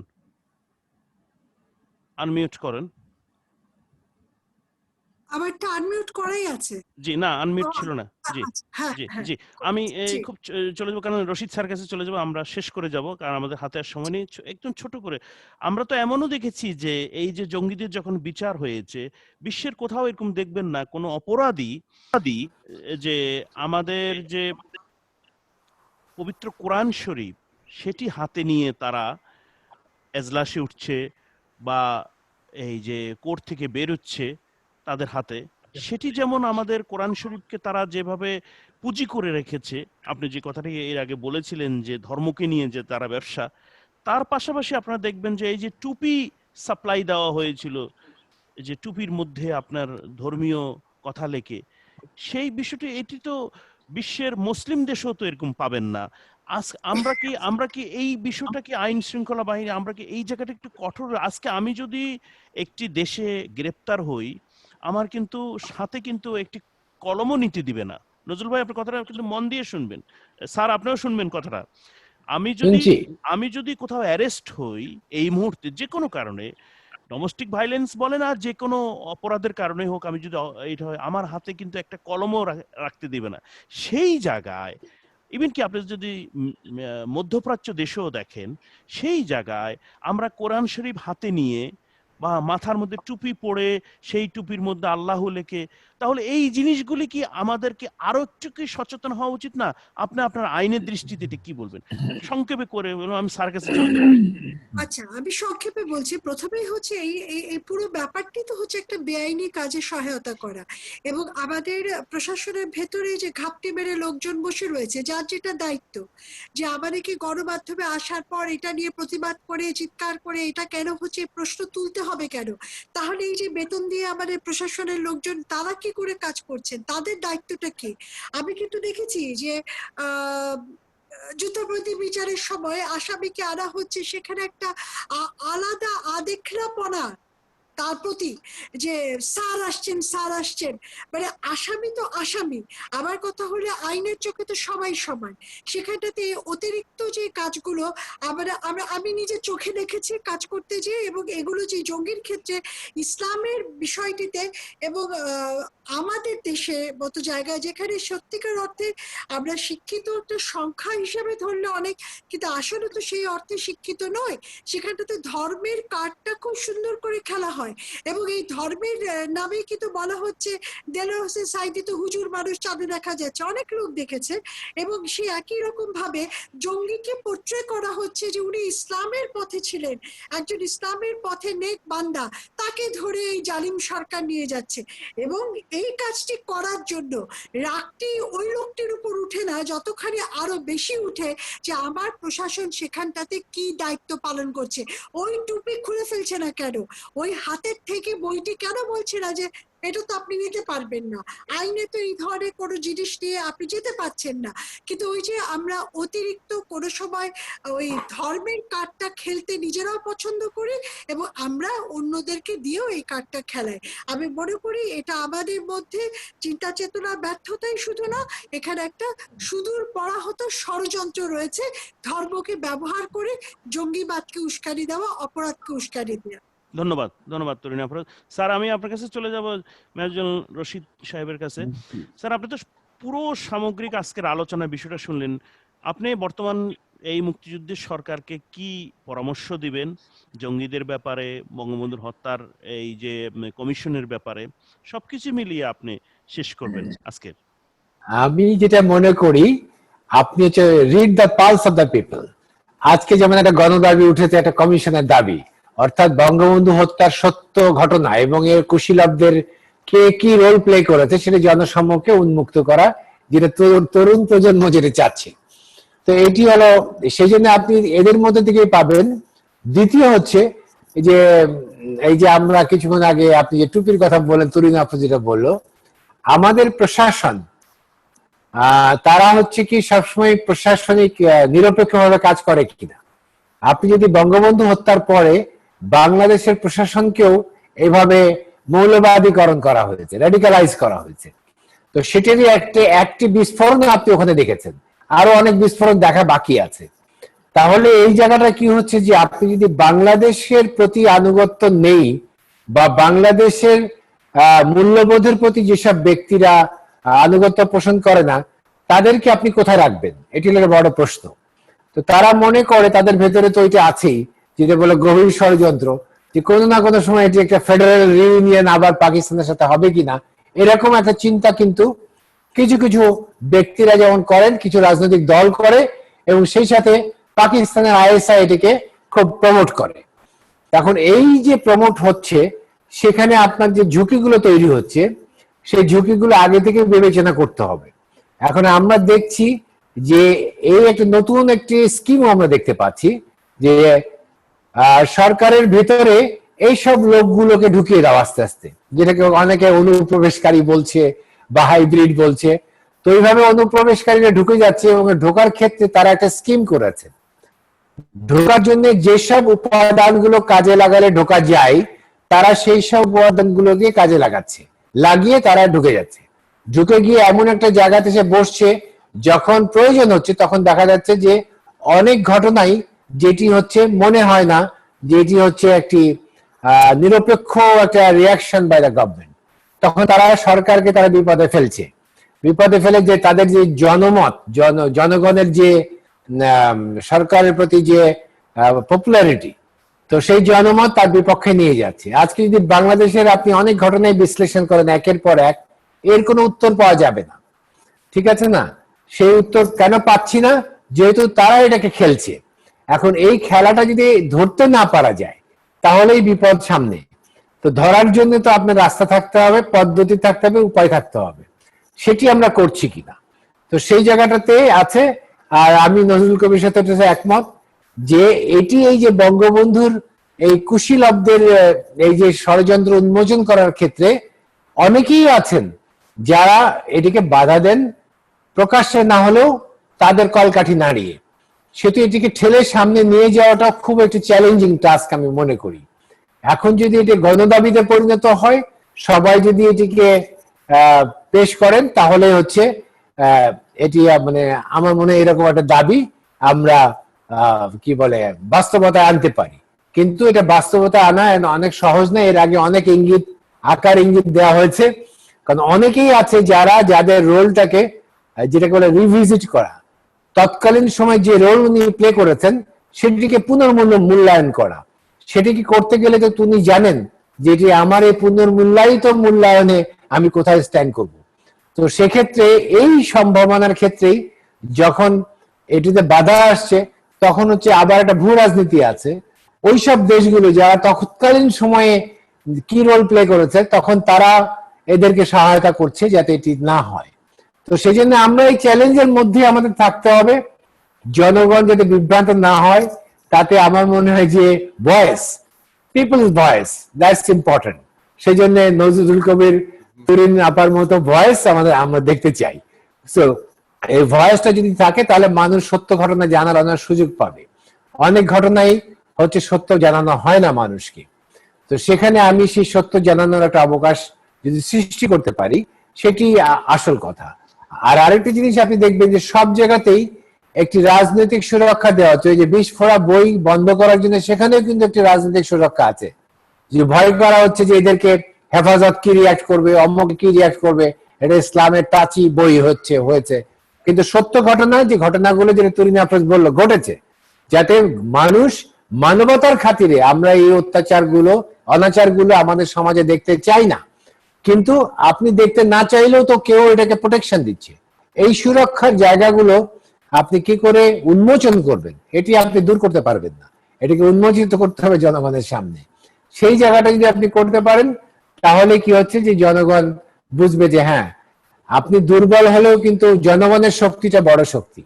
বঙ্গবন্ধু কিন্তু সবসময় জনগণের শক্তিকে কাজে লাগিয়েছেন। তো সেই শক্তিটাকেই যদি আমরা ভরসা করে থাকি, জনগণকে পাশে রাখতে হবে, তাদেরকেই সঠিক তথ্য দিতে হবে। তারা যদি পাশে থাকে তাহলে আমার মনে হয় যে এই ধরনের যত ষড়যন্ত্রই হোক না কেন, সেটি মোকাবেলা করার সক্ষমতা থাকতে হবে। আরেকটি হচ্ছে যে সবসময় ষড়যন্ত্র মোকাবেলার একটা কৌশল থাকতে হবে। সেই কৌশলটাও আমরা ঠিক সঠিকভাবে সম্পূর্ণভাবে সবসময় তৈরি করতে পারি না। তো সেটি যাতে পারা যায়, সেরকম একটা সক্ষম প্রশাসন তৈরি করতে হবে। ধন্যবাদ মেজর আব্দুর রশিদ। নজরুল কবির, আপনার কাছে একবার 30 সেকেন্ড একটা কথা জিজ্ঞাসা করব। 2010-এ 28শে জানুয়ারি মধ্যরাতে বঙ্গবন্ধুর 5 খুনিকে সর্বোচ্চ রায় দেওয়া হয়, ফাঁসিতে দেওয়া হয়। আমরা ইলেকট্রনিক মিডিয়াতে দেখলাম, এটা সাংবাদিকতার আপনার আইনে আমি আপনাকে প্রশ্ন করছি, ইলেকট্রনিক মিডিয়াতে দেখলাম কিছু কিছু চ্যানেল ওই সকল ঘাতকদের পরিবারের সাক্ষাৎকার নিচ্ছে এবং তারা বলছে যে আমাদের মানে যারা ভিকটিমা, মানে যারা অপরাধী হিসেবে ফাঁসি হয়েছে, তারা যা করেছে দেশের জন্য করেছে, জাতির জন্য করেছে, তারা কোনো ভুল করে নাই। এটি কি আমাদের সাংবাদিকতার আইনে কি এইভাবে কি সাক্ষাৎকার কোনো দেশে, বিশ্বের কোথাও অপরাধীর পরিবারের কোনো সাক্ষাৎকার নেওয়া হয়? আমি যদি এভাবে না বলে কথাটা অন্যভাবে বলি, সংক্ষেপে বলবেন, আমি হ্যাঁ, শেষ করব। প্রত্যেকটা গণমাধ্যমেরই তার নিজস্ব কিছু নীতিমালা থাকে সম্পাদকীয় পরিষদের। সেই রাত্রে যেদিন প্রথম তাদের ফাঁসি কার্যকর করা হয়, আমি তখন দেশ টেলিভিশন নামে একটি টেলিভিশনে কাজ করি, আমার সেই দিন লাইভ করার সুযোগ হয়েছিল।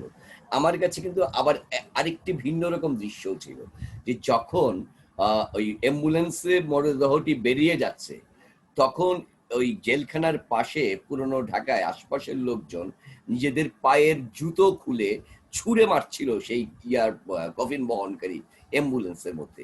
এখন ধরেন যে আমার আমি যে টেলিভিশনটি কাজ করি, সেই টেলিভিশনটি সেই ফুটেজটি দেখিয়েছিল। কারণ হচ্ছে মানুষের মধ্যে যে ঘৃণাটা ছিল, অর্থাৎ একটি মরদেহর প্রতিও মানুষ তার ঘৃণা প্রকাশ করতে দ্বিধা করে নাই। এখন এখানে আমি বললাম যে সমস্ত কিছুই তো বাংলাদেশে বিভক্ত হয়ে আছে। আপনার কাছে খুবই স্পষ্ট যে কোন কোন টেলিভিশনে ওই জাতীয় বিষয়গুলো প্রচারিত হয়েছিল আর কোন টেলিভিশনে এই জাতীয়গুলি প্রচার হয়েছে। আমি সেই জায়গাতেই বলি যে বাংলাদেশে না, শুধু পৃথিবীব্যাপী এখন আর শুধু জার্নালিস্ট বলে কিছু নেই, জার্নালিজমের সাথে অ্যাক্টিভিজমও আছে।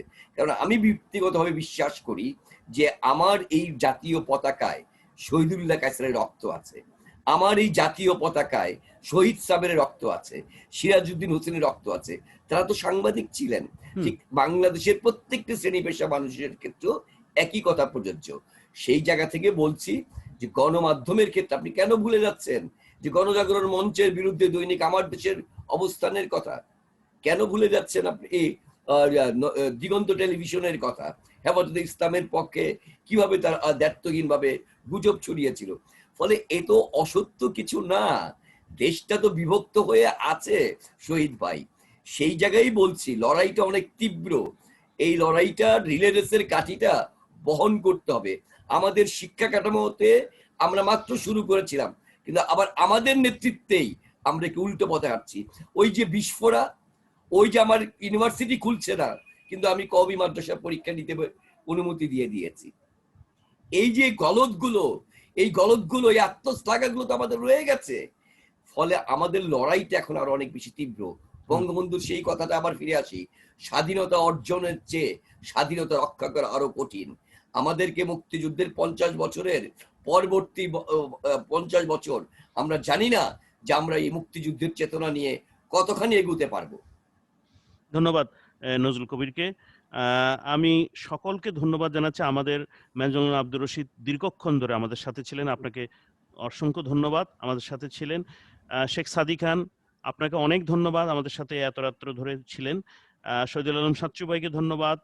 আমাদের ব্যারিস্টার ডক্টর তুরিন আফরোজকে বিশেষভাবে ধন্যবাদ, এবং আমাদের সহযোদ্ধা এবং বাংলাদেশ সাংবাদিক জগতে অত্যন্ত দিকপাল নজরুল কবিরকে আমরা আবারও ধন্যবাদ জানাচ্ছি।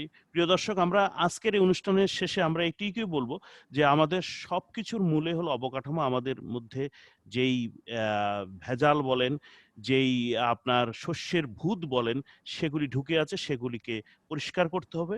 তাহলেই আমাদের বঙ্গবন্ধুর হত্যার যে কমিশনের ব্যাপারে আমরা এগিয়ে যেতে পারবো, যুদ্ধাপরাধীদের বিচার করতে পারবো, বাংলাদেশ থেকে জঙ্গিবাদ দূর করতে পারবো। সকলকে ধন্যবাদ জানাচ্ছি, সকলকে শুভরাত্রি, সবাই ভালো থাকেন। আবারও বঙ্গবন্ধুর পরিবারের প্রতি বিনম্র শ্রদ্ধা জানিয়ে আমরা আজকের মতো শেষ করছি।